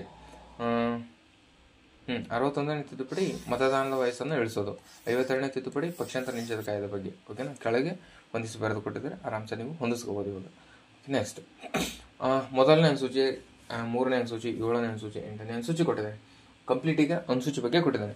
ಅನುಸೂಚಿಗಳು ಎಷ್ಟಿದ್ದಾವೆ? 1ರಿಂದ 12 ಇದ್ದಾವೆ. 1ರಿಂದ 12 ಅನುಸೂಚಿಗಳಿದ್ದಾವೆ. 12 ಅನುಸೂಚಿಗಳನ್ನು ಕೂಡ ನೀವು ಕಲ್ತಿರಬೇಕು. ಓಕೆನಾ. ಮೊದಲನೇ ಅನುಸೂಚಿ ಏನು ಹೇಳ್ತೆ? ಮೊದಲನೇ ಅನುಸೂಚಿ 3, 7. ಈಗ 7ನೇದು ಗೊತ್ತಿರುತ್ತೆ ನಿಮಗೆ. ಏನು? 7 ಪಟ್ಟಿಗಳು, 8 ಮಾನ್ಯತೆ ಪಡೆದ ಭಾಷೆಗಳು. ಮೊದಲು ಕೇಂದ್ರಾಡಳಿತ ಪ್ರದೇಶಗಳು ಮತ್ತು ಪ್ರಾಂತ್ಯಗಳ ಪಟ್ಟಿ. 3ನೇ ಅನುಸೂಚಿ ಪ್ರಮಾಣ ಮತ್ತು ಪ್ರತಿಜ್ಞೆ. ಓಕೆನಾ. ನೆಕ್ಸ್ಟ್ ಕೆಳಗಿದ್ದು ಹೊಂದಿಸಿಕೊಟ್ಟಿದ್ದಾರೆ. ಇಲ್ಲಿ ಆರಾಮ್ಸೆ ನೀವು ಈಗ ಈಸಿಯಾಗಿ ಹೊಂದಿಸ್ಬೋದು. ನೆಕ್ಸ್ಟ್ ಎಲ್ಲಿಂದ ಏನೇನು ರೋಲ್ ಪಡ್ಕೊಂಡಿದ್ದೀವಿ ಅಂತ ಕೇಳ್ತಿದ್ದೀನಿ. ಸಂಸದೀಯ ಸರ್ಕಾರ ಮತ್ತು ಕ್ಯಾಬಿನೆಟ್ ವ್ಯವಸ್ಥೆ. ಸಂಸದೀಯ ಸರ್ಕಾರ ಮತ್ತು ಕ್ಯಾಬಿನೆಟ್ ವ್ಯವಸ್ಥೆ. ಆಮೇಲೆ ಏನು ಕೇಳ್ತಿದ್ದಾನೆ? ಅರೆ ಸಂಯುಕ್ತ ವ್ಯವಸ್ಥೆ ಮತ್ತು ಶೇಷಾಧಿಕಾರ. ಈ ಸಂಸದೀಯ ಸರ್ಕಾರ ಮತ್ತು ಕ್ಯಾಬಿನೆಟ್ ವ್ಯವಸ್ಥೆ ಇಂಗ್ಲೆಂಡು. ಅರೆ ಸಂಯುಕ್ತ ಮತ್ತು ಶೇಷಾಧಿಕಾರ ಅಂತಿದೆ ಅಲ್ವಾ. ಅರೆ ಸಂಯುಕ್ತ ಮತ್ತು ಶೇಷಾಧಿಕಾರ ಮೂಲಭೂತ ಹಕ್ಕು ಮತ್ತು ನ್ಯಾಯಾಂಗ ವಿಮರ್ಶೆ, ಇದು USA. ರಾಜನೀತಿ ನಿರ್ದೇಶಕ ತತ್ವಗಳು ಅವು ಎಲ್ಲಿಂದ ಅಂದರೆ ಈಗ ಯಾವುದು ಅರೆ ಸಂಯುಕ್ತ ಮತ್ತು ಶೇಷಾಧಿಕಾರ ವ್ಯವಸ್ಥೆ ಇದೆಯಲ್ವಾ, ಇದು ಕೆನಡಾದಿಂದ ಆಯಿತು. ಕೆನಡಾ. ನ್ಯಾಯಾಂಗ ವಿಮರ್ಶೆ, ಇದು USA. ರಾಜನೀತಿ ನಿರ್ದೇಶಕ ತತ್ವಗಳು ಐರ್ಲೆಂಡಿಂದ. ಆಮೇಲೆ ಇದರಲ್ಲಿ ಡ್ಯೂಟೀಸ್ ಬರ್ತಾವೆ ನೋಡ್ರಿ. ಡ್ಯೂಟೀಸ್ ಬಂತಂದರೆ ರಷ್ಯಾ. ಆಮೇಲೆ ಫಂಡಮೆಂಟಲ್ ರೈಟ್ಸ್ ಬರ್ತಾವಲ್ವ, ಇದು USA. ಓಕೆನಾ. ನೆಕ್ಸ್ಟ್ ಯಾವ್ದು ಬಿಟ್ಟಿವಿ ಇವಾಗ? ಇಷ್ಟು ಕಂಪ್ಲೀಟಾಗಿ ಹೊಂದಿಸಿತು. ಕೆಳಗೆ ಆಪ್ಷನ್ ಇದೆ, ಹೊಂದಿಸ್ಕೋಬೋದು ನೀವು. ರೈಟ್ ಆನ್ಸರ್ ಯಾವುದಂದರೆ ಡಿ ರೈಟ್ ಆಗ್ತಿದ್ದಕ್ಕೆ. ಓಕೆ. ನೆಕ್ಸ್ಟ್ ಮೂಲಭೂತ ಹಕ್ಕುಗಳು ಜಾರಿಗೆ ಬಂದಾಗ ನ್ಯಾಯಾಂಗ ನಿಷ್ಪಕ್ಷಪಾತ ಮತ್ತು ಸ್ವಾತಂತ್ರ್ಯ ಅಗತ್ಯತೆ ಈ ಹಕ್ಕುಗಳ ರಕ್ಷಣೆಗಾಗಿ ರಿಟ್ ಅನ್ನು ಹೊರಡಿಸಲಾಗುತ್ತದೆ. ಸಂವಿಧಾನ ನ್ಯಾಯಾಂಗಕ್ಕೆ ಅಧಿಕಾರ ನೀಡುತ್ತದೆ. ಇದನ್ನು ಪರಿಗಣಿಸಿ ಎಲ್ಲ ಸರಿಯಾಗಿರುವ ಹೇಳಿಕೆಗಳನ್ನು ಗುರುತಿಸಿ. ಸಂವಿಧಾನದ ಮೂಲಕ ನಮೂದಿಸಲಾದ ಮೂಲಭೂತ ಹಕ್ಕುಗಳು ಕಾರ್ಯಾಂಗದ ಕಾರ್ಯಗಳಿಗೆ ಮಾತ್ರವಲ್ಲದೆ ಶಾಸಕಾಂಗದ ಕಾರ್ಯಗಳಿಗೂ ಅನ್ವಯಿಸುತ್ತದೆ. ಕಾರ್ಯಾಂಗಗಳಲ್ಲದೆ ಶಾಸಕಾಂಗಗಳಿಗೂ ಅನ್ವಯಿಸುತ್ತದೆ ಅಂತ ಹೇಳ್ತಿದ್ದಾನೆ. 1 ಆಪ್ಷನ್ ರೈಟು. ಈ ಹಕ್ಕುಗಳು ಉಲ್ಲಂಘಿಸುವ ಯಾವುದೇ ಕಾರ್ಯನಿರ್ವಾಹಕ ಅಥವಾ ಶಾಸಕಾಂಗ ನಿರ್ವಾಹಕವನ್ನು ನಿರರ್ಥಕವೆಂದು ಪರಿಗಣಿಸಲಾಗುತ್ತದೆ. ಅಂತಹ ಘೋಷಣೆಗಳನ್ನು ಮಾಡಲು ನ್ಯಾಯಾಲಯಗಳಿಗೆ ಅಧಿಕಾರವಿದೆ ಅಂತ ಹೇಳ್ತಿದ್ದಾನೆ. ಇದು ಕೂಡ ರೈಟು. ಆಮೇಲೆ ಖಾಸಗಿ ಸಂಸ್ಥೆಗಳು ಮತ್ತು ವ್ಯಕ್ತಿಗಳ ವಿರುದ್ಧ ಮೂಲಭೂತ ಹಕ್ಕುಗಳನ್ನು ಜಾರಿಗೊಳಿಸಲು ನ್ಯಾಯಾಲಯಗಳು ನ್ಯಾಯವ್ಯಾಪ್ತಿಯನ್ನು ಹೊಂದಿವೆ ಮತ್ತು ಉಲ್ಲಂಘನೆಗೆ ಪರಿಹಾರವನ್ನು ಕೂಡ ನೀಡಬಹುದು ಅಂತ ಹೇಳುತ್ತದೆ. ಇದು ಕೂಡ ರೈಟು. ನೆಕ್ಸ್ಟ್, ನ್ಯಾಯಾಲಯ ತಮ್ಮ ಅಧಿಕಾರ ವ್ಯಾಪ್ತಿಯನ್ನು ಚಲಾಯಿಸಲು ಸ್ವಯಂ ಪ್ರೇರಿತವಾಗಿ ಅಥವಾ ಸಾರ್ವಜನಿಕ ಹಿತಾಸಕ್ತಿ ದಾವೆಗಳಿಗಾಗಿ ಪ್ರತಿಕ್ರಿಯೆಗಾಗಿ ಕಾರ್ಯನಿರ್ವಹಿಸುವಂತಿಲ್ಲ. ನಿರ್ವಹಿಸುವಂತಿಲ್ಲ ಅಲ್ಲ, ಇದು ನೆಗೆಟಿವ್ ಅಲ್ಲ. ನಿರ್ವಹಿಸಬಹುದು ಆಗಿರೋದ್ರಿಂದ ಇದು ರಾಂಗ್. ನಿರ್ವಹಿಸಬಹುದು ಅಂತ ಕೊಟ್ಟಿದ್ರೆ ಇದು ಕೂಡ ರೈಟ್ ಆಗ್ತದೆ. ಆಗಿರೋದ್ರಿಂದ ABC ಮಾತ್ರ ರೈಟ್. ಎಲ್ಲೈತಪ್ಪ? ABC ಮಾತ್ರ ರೈಟ್. ಇದಕ್ಕೆ ರೈಟ್ ಆನ್ಸರ್. ನೆಕ್ಸ್ಟ್, ಒಂದೊಂದೇ ವರ್ಡಲ್ಲೇ ಟ್ರ್ಯಾಪ್ ಮಾಡ್ತಾನೆ. KPSCಗೆ ಟ್ರ್ಯಾಪ್ ಮಾಡೋದು ದೊಡ್ಡ ಆಗೋದೇ ಅಲ್ಲ ಅವ್ರಿಗೆ. ಒಂದು ವರ್ಡ್, 2 ಅಕ್ಷರ ಇರುವಂಥ ಒಂದು ಶಬ್ದದಲ್ಲೇ ನಿಮ್ಗೆ ಕಿತ್ತಾಕ್ಬಿಡ್ತಾನೆ. ಮಾತ್ರ, ಓನ್ಲಿ, ಕೇವಲ, ಮೇಲಿನ ಎಲ್ಲ, ಸತ್ರ ಅಂತ ಅಲ್ಲಿ ಹಂಗೆ ಬಂದರೆ ಐತೆ ಅಂತ ಅಲ್ಲಿ ಏನೋ. ಓಕೆನಾ. Next, the Indian constitution the conference of A nation ಎಂಬ ಪುಸ್ತಕವನ್ನು ಬರೆದವರು ಯಾರು? The Indian constitution the corner stone of A nation ಎಂಬ ಪುಸ್ತಕವನ್ನು ಬರೆದವರು ಯಾರಂದರೆ ಗ್ರಾನ್ವಿಲ್ ಅಸ್ಟಿನ್. ಓಕೆನಾ. ನೆಕ್ಸ್ಟ್, ಎಲ್ಲ ಆಮ್ಲಗಳಿಗೆ ಸಾಮಾನ್ಯವಾದ ಅಂಶವೆಂದರೆ ಯಾವುದು? ಎಲ್ಲ ಆಮ್ಲಗಳಿಗೆ ಸಾಮಾನ್ಯವಾದ ಅಂಶ ಜಲಜನಕ. ಎಲ್ಲ ಆಮ್ಲಗಳಲ್ಲೂ ಸಾಮಾನ್ಯವಾಗಿ ಬೇಕಾಗಿರೋದು ಜಲಜನಕ. ಓಕೆನಾ. ನೆಕ್ಸ್ಟ್, ಆಮೇಲೆ HClನಲ್ಲಿ ಆಮ್ಲಜನಕ ಇರೋಲ್ಲ ನೋಡ್ರಿ. HClನಲ್ಲಿ ಆಮ್ಲಜನಕ ಇರೋದಿಲ್ಲ. ನೆಕ್ಸ್ಟ್, ಟಿಂಡಾಲ್ ಪರಿಣಾಮಕ್ಕೆ ಸಂಬಂಧಿಸಿದಂತೆ ಕೆಳಗಿನ ಹೇಳಿಕೆಗಳನ್ನು ಪರಿಗಣಿಸಿ. ಟಿಂಡಾಲ್ ಪರಿಣಾಮ ಅಂದರೆ ಈಗ ಕಿಟಕಿಯಿಂದ ಬರುವ ಬೆಳಕು, ಅದು ಟಿಂಡಾಲ್ ಪರಿಣಾಮ. ಮೇಲೆ ಇದು ಮಾಡಿ ಮನೆ ಇರ್ತಾವಲ್ಲ ಅಂತಲ್ಲಿ ಮೇಲೆ ಕಿಟಕಿಯನ್ನು ಬಿಟ್ಟಿರ್ತಾರೆ ನೋಡ್ರಿ. ಕಿಟಕಿಯಿಂದ ಬೆಳಕು ಬರ್ತಿರ್ತೈತೆ. ಆಮೇಲೆ ಅದ್ರೊಳಗೆ ಮಿಕ್ಸ್ ಕೆಳಗೆ ಆ ಬೆಳಕು ಬೀಳುವಂಥ ಜಾಗದಲ್ಲಿ ಧೂಳೆಲ್ಲ ಮಿಕ್ಸ್ ಆದಾಗ ಬೆಳಕು ಬೀಳೋದು ನಮ್ಗೆ ಕಾಣ್ತಿರುತ್ತಲ್ವ, ಅದಕ್ಕೆ ಟಿಂಡಾಲ್ ಪರಿಣಾಮ ಅಂತಾರೆ. ಅಂದರೆ ಆ ಬೆಳಕು ಬೀಳ್ದಿರಬೇಕು, ಅದ್ರ ಜೊತೆಗೆ ಡಸ್ಟ್ ಕೂಡ ಇದ್ರೆ ಮಾತ್ರ ಅಲ್ಲಿ ಬೆಳಕು ಬೀಳ್ತಿದೆ ಅಂತ ಕಾಣ್ತದೆ ನಮಗೆ. ಓಕೆನಾ. ಅದರಿಂದ ಟಿಂಡಾಲ್ ಪರಿಣಾಮ ಅಂತಾರೆ ಅದಕ್ಕೆ. ಓಕೆನಾ.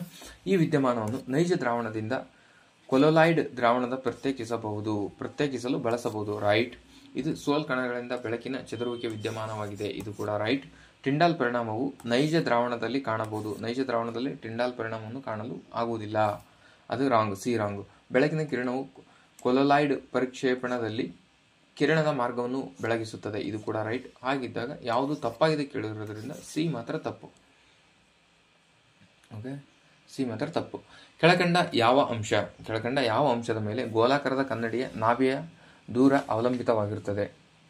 ಅಂದರೆ ಅದರದ್ದು ನಾಭಿಯ ದೂರ ಯಾವುದ್ರ ಮೇಲೆ ಅವಲಂಬಿತವಾಗಿರ್ತದೆ ಅಂದರೆ ವಕ್ರತೆಯ ತ್ರಿಜ್ಯ ಮೇಲೆ ಅವಲಂಬಿತವಾಗಿರ್ತದೆ. Next, central avian research institute ಎಲ್ಲಿದೆ ಅಂದರೆ ಉತ್ತರ ಪ್ರದೇಶದ ಬರೇಲಿ. ಹರಿಯಾಣದ ಹಿಸಾರದಲ್ಲಿ ಎಮ್ಮೆದಿದೆ. ಓಕೆನಾ. ರಾಜಸ್ಥಾನದ ಅವಿಕಾ ನಗರದಲ್ಲಿ ಕುರಿಗಳದಿದೆ. ಓಕೆನಾ. ನೆಕ್ಸ್ಟ್ ಇದು ಮೆಂಟಲ್ ಇದು. ನೆಕ್ಸ್ಟ್ ಇದು ನಮ್ಮ ಚರ್ಮದ ತೇವಾಂಶ ಕಾಪಾಡಲು ಅದನ್ನು ರಕ್ಷಿಸಲು ಚರ್ಮವು ಸ್ರವಿಸುವ ಜಿಡ್ಡಾದ ಅಂಶ ಯಾವುದು ಅಂದರೆ ಸೀಬಮ್ ಇರೋದ್ರಿಂದನೇ ನಮ್ಮದು ಸ್ಕಿನ್ ಆಯಿಲಿ ಇರ್ತದೆ ನೋಡ್ರಿ, ಅದಕ್ಕೆ ಸೀಬಮ್ ಅದು. ಆಮೇಲೆ ಅಂದರೆ ಚಳಿಗಾಲದಲ್ಲಿ ಅದು ವೈಟ್ ಆಗಿ ಹಿಂಗೆ ಬಿರ್ತಂಗೆ ಆಗುತ್ತೆ ನೋಡ್ರಿ, ಅವಾಗ ಸೀಬಮ್ಮು ಕಡಿಮೆ ರಿಲೀಸ್ ಆಗ್ತೈತೆ ಅಂತ ಅನ್ಕೋಬೇಕು. ಚಳಿಗಾಲ ಈ ಕಾಲದಲ್ಲಿ ಸೀಬಮ್ ಕಡಿಮೆ ರಿಲೀಸ್ ಆಗ್ತೈತಿ. ಅದಕ್ಕೆ ನಮಗೆ ಕೈ ಮತ್ತು ನಮ್ಮ ಚರ್ಮ ಎಲ್ಲ ಬಿರ್ತಂಗೆ ವೈಟ್ ಬಿಗ್ದಂಗೆ ಆಗುತ್ತೆ ಅಂತ ಅನ್ಕೋಬೇಕು. ಅದೇ ಬೇರೆ ದಿನದಲ್ಲೆಲ್ಲ ಆರಾಮ್ಸೆ ಅದು ಜಾಸ್ತಿ ರಿಲೀಸ್ ಆಗ್ತಿರ್ತದೆ, ಅವಾಗ ಆಯಿಲಿ ಜಾಸ್ತಿ ಇರುತ್ತೆ. ಓಕೆನಾ. ನೆಕ್ಸ್ಟ್ ಮ್ಯೂಕಸ್ ಎಲ್ಲಿ ಕಂಡು ಬರ್ತಾ, ಇದು ಮೂಗಿನಲ್ಲಿ ಕಂಡು ಬರ್ತದೆ. ಆಮೇಲೆ ಸೆರೋಮನ್ ಅಂತ ಇದೆ. ಸೆರೋಮನ್ ಇದು ಎಲ್ಲಿ ಕಂಡು ಬರ್ತದೆ ಅಂದರೆ ಕಿವಿ. ಇವಾಗ ಏನು ಕೇಳಿದಾನೆ, ಸ್ಕಿನ್ ಮೇಲೆ ಕೇಳಿದಾನೆ. ನೆಕ್ಸ್ಟು ಮೂಗಿನ ಮೇಲೆ ಕೇಳ್ಬೋದು ಅಥವಾ ಕಿವಿ ಮೇಲೆ ಕೇಳ್ಬೋದು, ಅದಕ್ಕೆ ಅದನ್ನು ಕೂಡ ಹೇಳಿದ್ದೇನೆ. ಓಕೆನಾ. ನೆಕ್ಸ್ಟ್ ಇದು ಕೂಡ ಮೆಂಟಾಲಿಟಿ. ಸರ್ಕ್ಯೂಡಿಯನ್ ರಿದಮ್ ಎಂಬ ಜೈವಿಕ ಗಡಿಯಾರ ನಮ್ಮ ದೇಹದ ಹಗಲು ಮತ್ತು ರಾತ್ರಿ ವ್ಯತ್ಯಾಸಕ್ಕೆ ಅನುಗುಣವಾಗಿ ನಮ್ಮ ದೇಹದ ಕೆಲಸ ಕಾರ್ಯಗಳನ್ನು ನಿಯಂತ್ರಿಸುತ್ತದೆ. ಇದಕ್ಕೆ ಕಾರಣವಾದ ಗ್ರಂಥಿ ಯಾವುದು ಅಂದರೆ ಪೀನಿಯಲ್ ಗ್ರಂಥಿ. ಇದಕ್ಕೆ ಕಾರಣವಾದ ಗ್ರಂಥಿ ಪೀನಿಯಲ್ ಗ್ರಂಥಿ ಆಗಿರ್ತದೆ. ಸರ್ಕ್ಯೂಡಿಯಂ ರಿದಮ್, ಪೀನಿಯಲ್ ಗ್ರಂಥಿ ರೈಟ್ ಆನ್ಸರ್ ಅದಕ್ಕೆ. ಆಮೇಲೆ ಇದು ಸರ್ಕ್ಯೂಡಿಯಂ ರಿದಮ್ ಅಂತ ಬಂತಲ್ವ, ಇನ್ನೊಂದೆರಡು ಅದೇ ರಿದಮ್ ಅನ್ನೋ ಟರ್ಮಲ್ಲೇ ಇನ್ನೊಂದೆರಡು ಬರ್ತವೆ. ಯಾವ್ಯಾವುದಂದರೆ ಲೂನಾರ್ ರಿದಮ್ ಅಂತ ಬರ್ತೀನಿ ಒಂದು. ಲೂನಾರ್ ರಿದಮ್ ಇದು 28 ಡೇಸ್ಗೆ ಆಗುತ್ತೆ. ಆಗಿರೋದ್ರಿಂದ ಲೂನಾರ್ ರಿದಮ್ ಅಂದರೆ ಮಹಿಳೆಯರಿಗೆ ಸಂಬಂಧಿಸಿದ ಋತುಚಕ್ರಕ್ಕೆ ಸಂಬಂಧಿಸಿದ್ದು ಲೂನಾರ್ ರಿದಮ್. ಓಕೆನಾ. ನೆಕ್ಸ್ಟು ಸಿರ್ಕಾಲಿಯಂ ರಿದಮ್ ಅಂತ ಬರುತ್ತೆ. ನೆಕ್ಸ್ಟು ಸಿರ್ಕಾಲಿಯಂ ರಿದಮ್ ಇದು ವರ್ಷಕ್ಕೆ ಆಗ್ತದೆ. ಇದು ವರ್ಷಕ್ಕೆ ಕಂಪ್ಲೀಟ್ ಒಂದು ವರ್ಷಕ್ಕೆ ಆಗೋದು. ಒಂದು ವರ್ಷಕ್ಕೆ ಏನಾರ ಆಗ್ತದಲ್ವ, ಪ್ರತಿ ವರ್ಷಕ್ಕೆ ಏನೇನು ಚೇಂಜ್ ಆಗ್ತದೆ ಅದು ಕೇವಲ ವರ್ಷಕ್ಕೊಮ್ಮೆ ಆಗ್ತಿರೋದನ್ನು ಸರ್ಕಾಲಿಯಂ ರಿದಮ್ ಅಂತಾರೆ. ಅದು ಯಾವುದಾದ್ರೂ ಪ್ರಾಣಿ ಪಕ್ಷಿ ಕೀಟ ಅಂಥವು ಇರ್ತಾವಲ್ವ, ಅದಕ್ಕೆ ರಿಲೇಟೆಡ್ ಅದು. ಓಕೆನಾ. ಇವೆರಡು ಹಂಗೆ ನೆನ್ಪಿಟ್ಕೊಳ್ಳಿ, ಹಂಗೆ ನೆನಪಾಯ್ತು ಹೇಳ್ತಾರೆ. ನೆಕ್ಸ್ಟ್ ನಮ್ಮ ಕೂದಲು, ಉಗುರು ಮತ್ತು ಪ್ರಾಣಿಗಳ ಗೊರಸಿನಲ್ಲಿ ಮುಖ್ಯ ಪ್ರೋಟೀನ್ ಯಾವುದಾಗಿರ್ತದೆ ಅಂದರೆ ಕೆರಾಟಿನ್. ಇದಕ್ಕೆ ರೈಟ್ ಆನ್ಸರ್ ಕೆರಾಟಿನ್. ಆಮೇಲೆ ಕೆಸಿನ್ ಅಂತ ಬರುತ್ತೆ ನೋಡ್ರಿ, ಕೆಸಿನ್ ಅಂತ ಇದೆ ಅಲ್ವಾ. ಇದು ಯಾವುದಕ್ಕೆ ಇಂಪಾರ್ಟೆಂಟ್ ಅಂದ್ರೆ ಅಮಿನೋ ಆ್ಯಸಿಡ್ಸಲ್ಲಿ ಇದು ಬಾಡಿ ಬಿಲ್ಡಿಗೆ ಹೆಲ್ಪ್ ಮಾಡೋದು ಯಾವುದಂದರೆ ಕೆಸಿನ್. ಓಕೆನಾ. ನೆಕ್ಸ್ಟ್ ಟೊಮೊಟೊ ಹಣ್ಣಿನ ಕೆಂಪು ಬಣ್ಣಕ್ಕೆ ಕಾರಣವಾದ ವರ್ಣದ್ರವ್ಯ ಯಾವುದು? ಪತ್ರಹರಿತಿನ, ಕೆರೋಟಿನ್ನ ಅಥವಾ ಲೈಪೋಪಿನ್ನ ಅಥವಾ ಕ್ಸಾಂಥೋಪಿನ್ನ ಅಂತ ಅಂದರೆ ಲೈಪೋಪಿನ್ ಇದಕ್ಕೆ. ಓಕೆ, ಲೈಪೋಪಿನ್. ಆಮೇಲೆ ಇದು ವಯಸ್ಸಾಗುವಿಕೆಯನ್ನು ಕಡಿಮೆ ಮಾಡ್ತದೆ. ಲೈಪೋಪಿನ್ನು ವಯಸ್ಸಾಗುವಿಕೆ ಕಡಿಮೆ. ಹಂಗಂದ್ರೆ ಮತ್ತೆ ಬರೀ ಡೈಲಿ ಟೊಮೊಟೊ ಹಣ್ಣು ತಿನ್ಕೊಂತ ಕುಂತೀರ ಮತ್ತೆ ವಯಸ್ಸಾಗೋದು ಕಡಿಮೆ ಆಗುತ್ತೆ ಅಂತ. ಓಕೆ, ಸ್ಯಾಂಥೋಫಿಲ್ಲು ಇದು ಯೆಲ್ಲೋ ಕಲರ್ ಇರುತ್ತೆ ಮತ್ತು ಆರೆಂಜ್ ಕೂಡ ಇರುತ್ತೆ ಇದು. ನೆಕ್ಸ್ಟ್ ಶ್ರೀಗಂಧದ ಮರದ ಎಣ್ಣೆಯನ್ನು ಡ್ಯಾಶ್ ಇರುವಿಕೆಯಿಂದ ಪರಿಮಳ ಬರ್ತದೆ, ಅಂದರೆ ಸ್ಮೆಲ್ ಬರ್ತದೆ. ಯಾವುದು ಶ್ರೀಗಂಧದ ಎಣ್ಣೆ ಯಾವ ಅದರೊಳಗೆ ಏನಿರೋದ್ರಿಂದ ಸ್ಮೆಲ್ ಬರ್ತದೆ ಅಂತ ಕೇಳ್ತಿದ್ದಾನೆ. ಅವನು ಆಪ್ಷನಲ್ಲಿ ಟರ್ಪಿನ್ಸ್ ಕೊಟ್ಟಿದ್ದಾನೆ, ಬಟ್ ಅದು ರೈಟ್ ಆನ್ಸರು ಆಲ್ಕಲೈಡ್. ನೋಡ್ಕೊಳ್ರಿ, ಅವನು ಕೀ ಆನ್ಸರಲ್ಲಿ ಟರ್ಪಿನ್ಸ್ ಕೊಟ್ಟಿದ್ದಾನೆ, ಬಟ್ ರೈಟ್ ಆನ್ಸರ್ ಅದಕ್ಕೆ ಆಲ್ಕಲೈಡ್. ನೀವು ಕನ್ಫರ್ಮ್ ಏನಾದ್ರು ಇದ್ದರೆ ಮೆಸೇಜ್ ಮಾಡಿ, ನನಗೆ ಕಮೆಂಟ್ ಮಾಡಿ. ಓಕೆನಾ. ಕ್ಲೋರೋಫಿಲ್ ಹಸಿರಾಗಲು ಕಾರಣ ಕ್ಲೋರೋಪ್ಲಾಸ್ಟ್. ಕ್ಲೋರೋಫಿಲ್ ಇದೆ ಅಲ್ವಾ, ಇದು ಯಾವುದಕ್ಕೂ ಯೂಸ್ ಅಂದರೆ ಸಸ್ಯಗಳು ಹಸಿರಾಗಲು, ಅಂದರೆ ಕ್ಲೋರೋಫಿಲ್ ಹಸಿರು ಇರಲು ಕಾರಣ ಕ್ಲೋರೋಪ್ಲಾಸ್ಟ್. ಓಕೆ, ನೆಕ್ಸ್ಟ್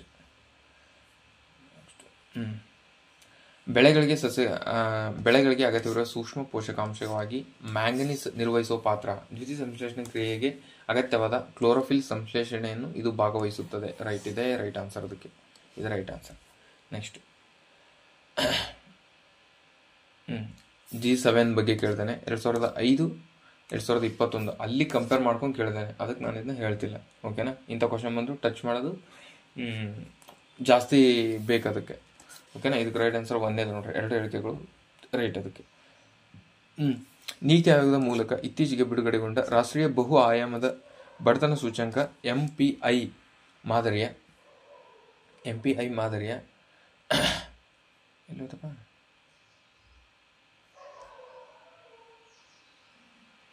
ಎಷ್ಟನೇ ಕ್ವಶನ್ ಅದು? 57 ಇರ್ಬೇಕು.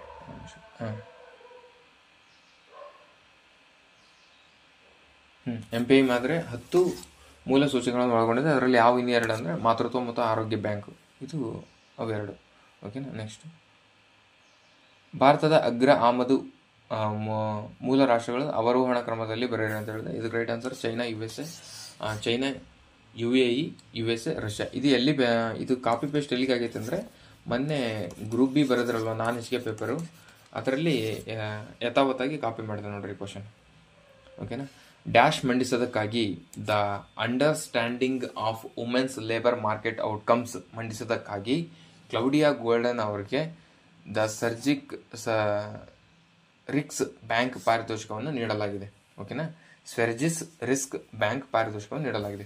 ಪ್ರಸ್ತುತವಾಗಿ ವಿಶ್ವದಲ್ಲಿ ಅಂತಾರಾಷ್ಟ್ರೀಯ ವಲಸಿಗರ ಅತಿದೊಡ್ಡ ಗಮ್ಯಸ್ಥಾನ ಎಲ್ಲಿದೆ? ಅಂತಾರಾಷ್ಟ್ರೀಯ ವಲಸಿಗರ ಅತಿದೊಡ್ಡ ಗಮ್ಯಸ್ಥಾನ ಯಾವುದಿದೆ ಈ ಕೆಳಕೊಟ್ಟಿರುವಂಥ ಆಪ್ಷನ್ನಲ್ಲಿ ಅಂತಂದರೆ ಇದಕ್ಕೆ ಏನೇನು ಕೊಟ್ಟಿದ್ದಾನೆ? ರೈಟ್ ಆನ್ಸರ್ ಹೇಳೋದಾದರೆ ಅಮೇರಿಕಾ, ಏಷ್ಯಾ, ಉತ್ತರ ಅಮೇರಿಕಾ, ಆಫ್ರಿಕಾ. ಅಮೇರಿಕಾ, ಏಷ್ಯಾ, ಉತ್ತರ America, Africa. Okay. Next,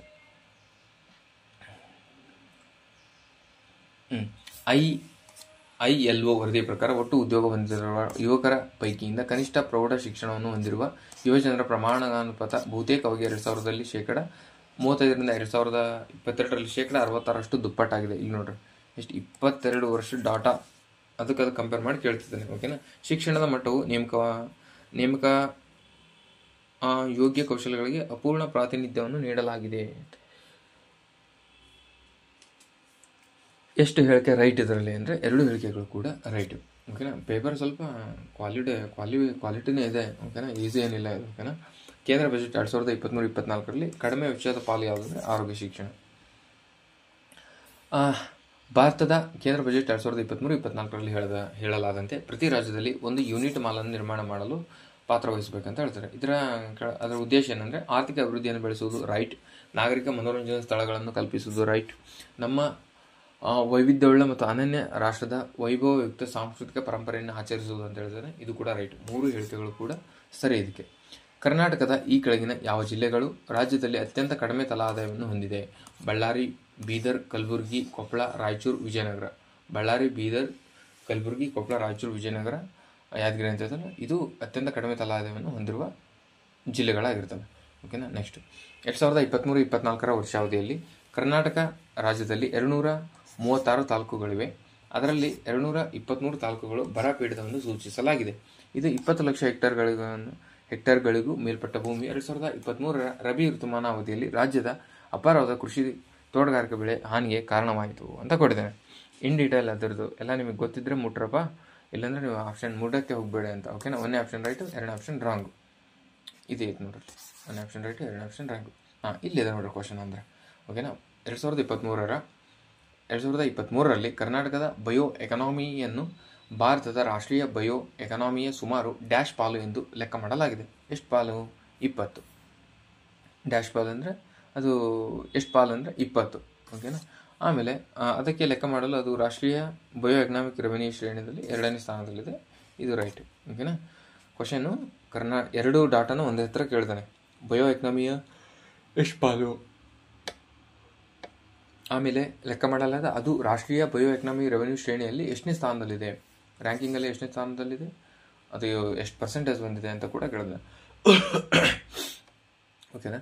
next, ಕಳೆದ ಇತ್ತೀಚಿನ ಕೃಷಿ ಗಣತಿಯ ಪ್ರಕಾರ ಕರ್ನಾಟಕ ರಾಜ್ಯದ ರೈತರು ಭೂ ಹಿಡುವಳಿಯನ್ನು ಹೊಂದಿರುವ ಸರಾಸರಿ ಪ್ರಮಾಣವು ಎಷ್ಟು? ಭೂ ಹಿಡುವಳಿ ಹೊಂದಿರುವ ರೈತರ ಸರಾಸರಿ ಪ್ರಮಾಣ ಎಷ್ಟು ಅಂತ ಕೇಳಿದ್ದೇನೆ. ಇದು 1.3. ಓಕೆನಾ. ಹೆಕ್ಟರು ಸಣ್ಣ ಅಂಚಿನ ಹಿಡುವಳಿಗಳನ್ನು ಒಟ್ಟು ಹಿಡುವಳಿಗಳನ್ನು 80%ರಷ್ಟು ಲೆಕ್ಕ ಮಾಡಲಾಗಿದೆ ಮತ್ತು ಒಟ್ಟು ನಿರ್ವಹಣಾ ಪ್ರದೇಶವು 44% ಇದೆ ಅಂತ ಹೇಳ್ತಾನೆ. ಹಂಗಿರೋದ್ರಿಂದ 4ನೇ ಆಪ್ಷನ್ ರೈಟ್ ಅದಕ್ಕೆ. ಓಕೆ. ನೆಕ್ಸ್ಟ್, ರಾಜ್ಯದ ಬಜೆಟ್ನ ಅನುತ್ಪಾದಕ ವೆಚ್ಚದಲ್ಲಿ ಈ ಕೆಳಗಿನ ಯಾವುದನ್ನು ಸೇರಿಸಲಾಗುವುದಿಲ್ಲ? ಇದರಲ್ಲಿ ವಿದ್ಯಾರ್ಥಿ ವೇತನವನ್ನು ಸೇರಿಸಲಾಗಿಲ್ಲ, ಸಂಬಳ ಇದೆ, ಪಿಂಚಣಿ ಇದೆ, ಋಣ ಸೇವೆಗಳಿದ್ದಾವೆ, ಇವೆಲ್ಲ ಅನುತ್ಪಾದಕ ವೆಚ್ಚದಲ್ಲಿ ಇವೆ. ನೆಕ್ಸ್ಟ್, 2023-24ರ ಸಾಲಿನಲ್ಲಿ ಕರ್ನಾಟಕ ಕೃಷಿ ವಲಯದ ಎಷ್ಟು ಬೆಳವಣಿಗೆಗೆ ನಿರೀಕ್ಷಿಸಲಾಗಿದೆ ಅಂದರೆ ಇದು 1.8. ಈಗ 24-25 ನೋಡ್ಬೇಕು ನಾವು ನೆಕ್ಸ್ಟ್. ಓಕೆನಾ. ಅದ್ರದ್ದು 24-25 ಇನ್ನೂ ಬಂದಿಲ್ಲ, ಅದ್ರದ್ದು ನೋಡ್ಬೇಕು ನೆಕ್ಸ್ಟ್. ಓಕೆ. ಸಾರಿ, 24-20 ಬಂದಿದೆ. ಅದೇ 3.8 ಇದೆ. ಇದು ಕೂಡ ಇಂಪಾರ್ಟೆಂಟ್ ಅಲ್ಲ. ಇವಾಗ ನಾವು 25, 26 ನೋಡ್ಬೇಕು. ಇವಾಗ ನೆಕ್ಸ್ಟ್ ಬಜೆಟ್ ಬರುತ್ತೆ, ಈ ವಾರದಲ್ಲಿ ಬರುತ್ತೆ ಕರ್ನಾಟಕ ಸ್ಟೇಟ್ ಬಜೆಟ್. ಓಕೆನಾ. 2022, 23, 24 ವರ್ಷಗಳಿಗೆ 21, 22 ಹೋಲಿಸಿದರೆ ಎಷ್ಟು % GSDP ಅಂತೆ ಸಾಮಾಜಿಕ ವಲಯವು ಹೆಚ್ಚಳವಾಗುತ್ತಿದೆ, ವೆಚ್ಚವು ಏನಾಗುತ್ತಿದೆ ಅಂದರೆ ಕ್ಷೀಣಿಸುತ್ತಿದೆ ಅದರದ್ದು. ಓಕೆನಾ. ಯೂನಿಯನ್ ಮಧ್ಯಂತರ ಬಜೆಟ್ ಅವಾಗ ಕೇಳಿದ್ರಲ್ಲ, ಆ ಮಧ್ಯಂತರ ಎಕ್ಸಾಕ್ಟ್ ಎಲ್ಲ ಡಾಟಾ ಕೇಳಿದೆ ನೋಡ್ರಿ. ಓಕೆನಾ. ಎಲ್ಲ ಹೇಳಿಕೆಗಳು ಕೂಡ ರೈಟೇ, ಬಟ್ ಡಾಟಾ ಎಲ್ಲ ಹಿಂಗೆ ಕೇಳಿದೆ ನೋಡ್ರಿ. ಓಕೆ. ನೆಕ್ಸ್ಟ್ ಈ ಕಡೆ ಹೇಳಿಕೆಗಳನ್ನು ಪರಿಗಣಿಸಿ 2023, 24 ಹಣಕಾಸು ವರ್ಷದಲ್ಲಿ ವಿತ್ತೀಯ ಕೊರತೆ -2.6 ಇದೆ ಅಂತ ಹೇಳಿದ್ರೆ ಇದೇ ರಾಂಗ್. ಇದು ವಿತ್ತೀಯ ಕೊರತೆ 3 something ಏನೋ ಬರುತ್ತೆ ವಿತ್ತೀಯ ಕೊರತೆ, ಇದು ರಾಂಗ್ ಇದು. ಓಕೆನಾ. 2023, 24 ಹಣಕಾಸು ವರ್ಷದಲ್ಲಿ ಕರ್ನಾಟಕ ಆದಾಯದ ಕೊರತೆಯು 0.49 ಇದೆ, ರೈಟು. 2023, 24 ಆರ್ಥಿಕ ವರ್ಷದಲ್ಲಿ ಕರ್ನಾಟಕದ ಪ್ರಾಥಮಿಕ ಕೊರತೆಯು 1.72 ಇದೆ, ಇದು ಕೂಡ right. B and C right. ಎಲ್ಲಿತ್ತಪ್ಪ? B and C right. Next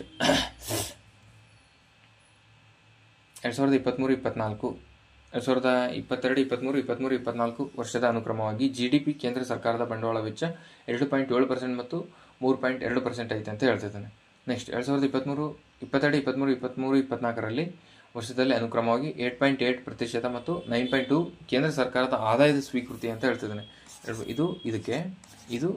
ಇದಕ್ಕೆ ಅಂತ ಹೇಳ್ತಿದ್ದಾನೆ.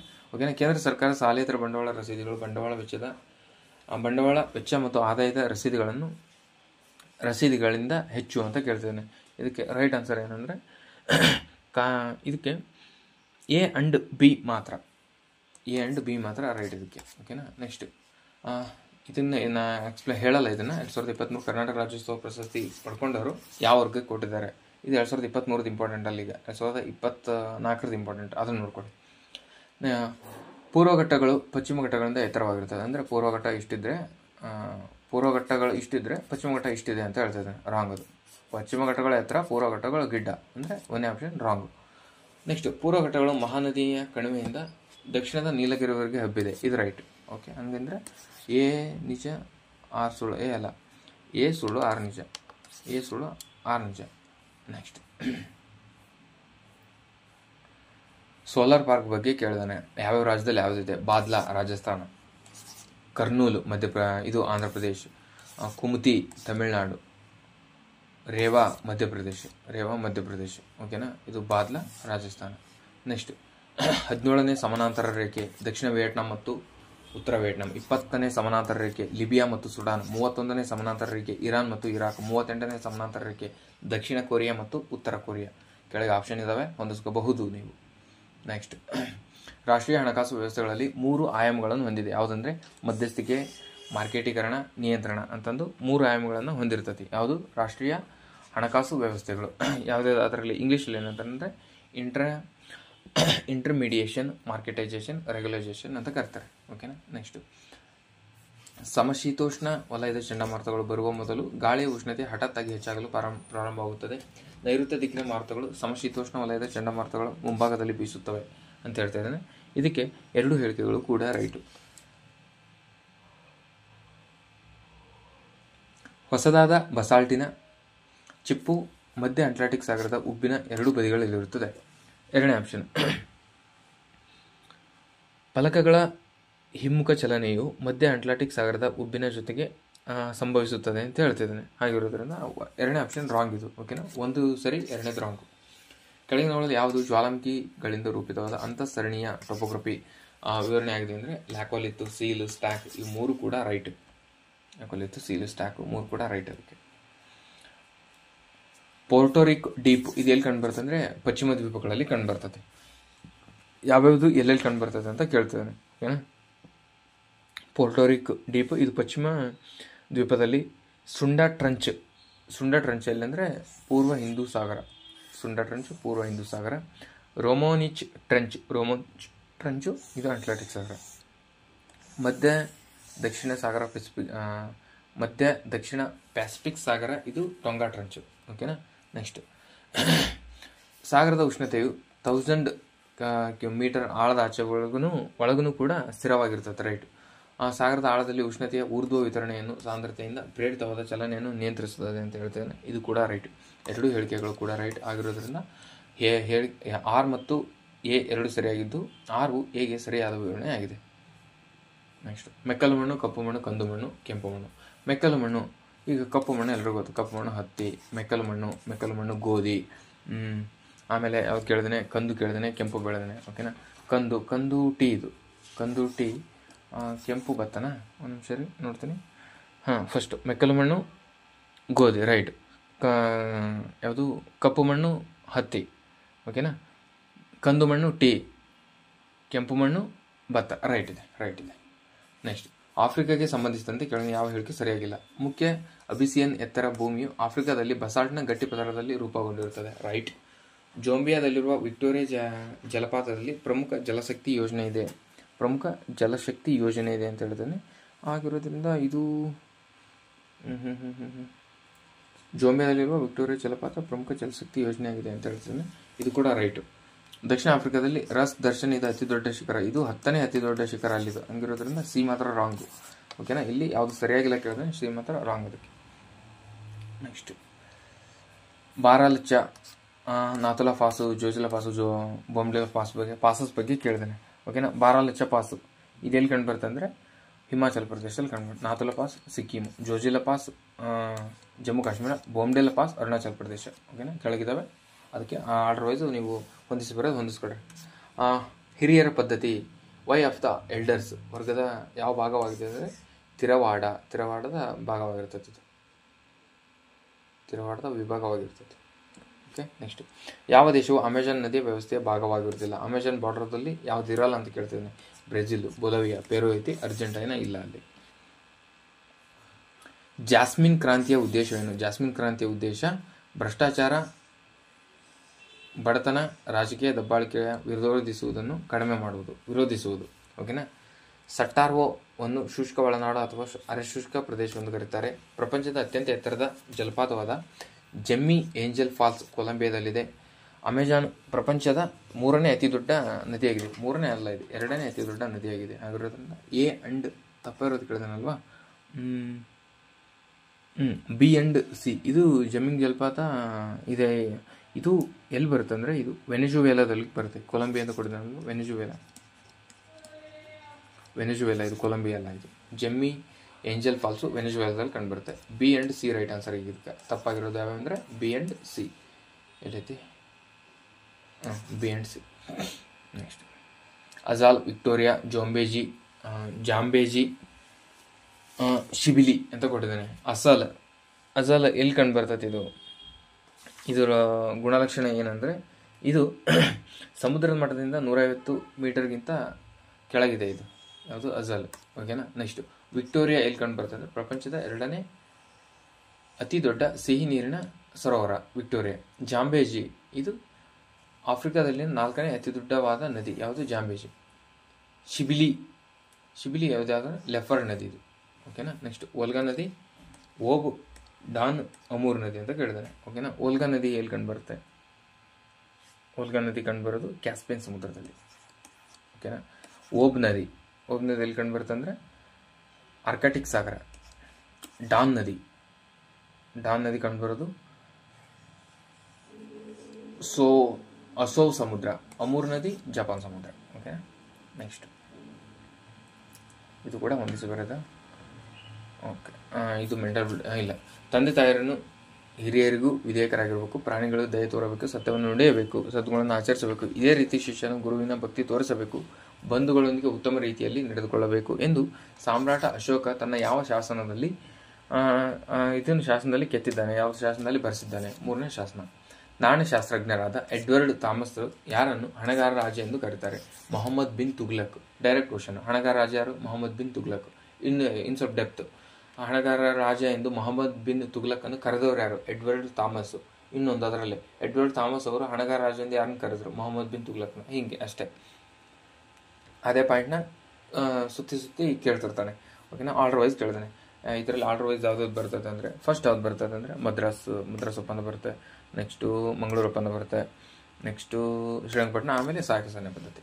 ಓಕೆನಾ. ಯಾರ ಆಳ್ವಿಕೆ ಕಾಲದಲ್ಲಿ ಮಾಕುಂದ ಗಂಗರ ಉಪರಾಜಧಾನಿಯಾಗಿತ್ತು? ಗಂಗರ ಉಪರಾಜಧಾನಿ ಮಾಕುಂದ ಯಾರದಾಗಿತ್ತು ಅಂದರೆ ಅವಾಗ ಯಾರಿದ್ರು ಅಂತ ಕೇಳ್ತಾರೆ? ಭೂ ತ್ರಿವಿಕ್ರಮ. ಓಕೆನಾ. ಜನತೆಯ ಮೇಲಿದ್ದ ಹಲವಾರು ತೆರಿಗೆಗಳನ್ನು ರದ್ದುಗೊಳಿಸಿ ಸುಗಂಧ ವೃತ್ತ ಎಂಬ ಬಿರುದು ಪಡೆದವರು ಯಾರಂದರೆ 1ನೇ ಕುಲತ್ತುಂಗ ಚೋಳ ಸುಗಂಧ ವೃತ್ತ ಎಂಬ ಬಿರುದನ್ನು ಪಡೆದರು. ಅದು ಯಾವುದಕ್ಕೆ ಬರ್ತಂದರೆ ಹಲವಾರು ತೆರಿಗೆಗಳನ್ನು ರದ್ದುಗೊಳಿಸ್ತಾನೆ. ಅದಕ್ಕೆ ಭಾರತದ ಪ್ರಥಮ ಮಹಿಳಾ ವಿಶ್ವವಿದ್ಯಾಲಯ ಸ್ಥಾಪಿಸುವಲ್ಲಿ ಈ ಕೆಳಗಿನವರಲ್ಲಿ ಯಾರು ನಿರ್ಣಾಯಕ ಪಾತ್ರ ವಹಿಸಿದ್ದಾರೆ? ಡಿ.ಕೆ. ಕರ್ವೆ. ಪ್ರಥಮ ಮಹಿಳಾ ವಿಶ್ವವಿದ್ಯಾಲಯ ಡಿ.ಕೆ. ಕರ್ವೆ. ಓಕೆನಾ? ಐ ಹೋಪ್ ಇವಿಷ್ಟು ಕ್ವಶನ್ಸು 100 ಕ್ವಶನ್ಸ್ ಕಂಪ್ಲೀಟ್ ಆದ. ಇದು ಗ್ರೂಪ್ ಎ ಪೇಪರ್ ಆಗಿರ್ತದೆ. ಐ ಹೋಪ್ ಇದರ ಯೂಸಸ್ ಆಗ್ತಿದೆ ಅಂತ ಭಾವಿಸ್ತೀನಿ. ಹಾಗೆ ಇನ್ನು ಯಾರು ಚಾನಲ್ಗೆ ಸಬ್ಸ್ಕ್ರೈಬ್ ಆಗಲಿ ಸಬ್ಸ್ಕ್ರೈಬ್ ಆಗಿ ಕ್ಲಾಸಸ್ ನೋಡಿ ಅಂತ ಹೇಳ್ತಾ ಇಲ್ಲಿಗೆ ಇವತ್ತಿನ ಕ್ಲಾಸ್ನ ಎಂಡ್ ಮಾಡ್ತಿದ್ದೀನಿ. Thank you very much.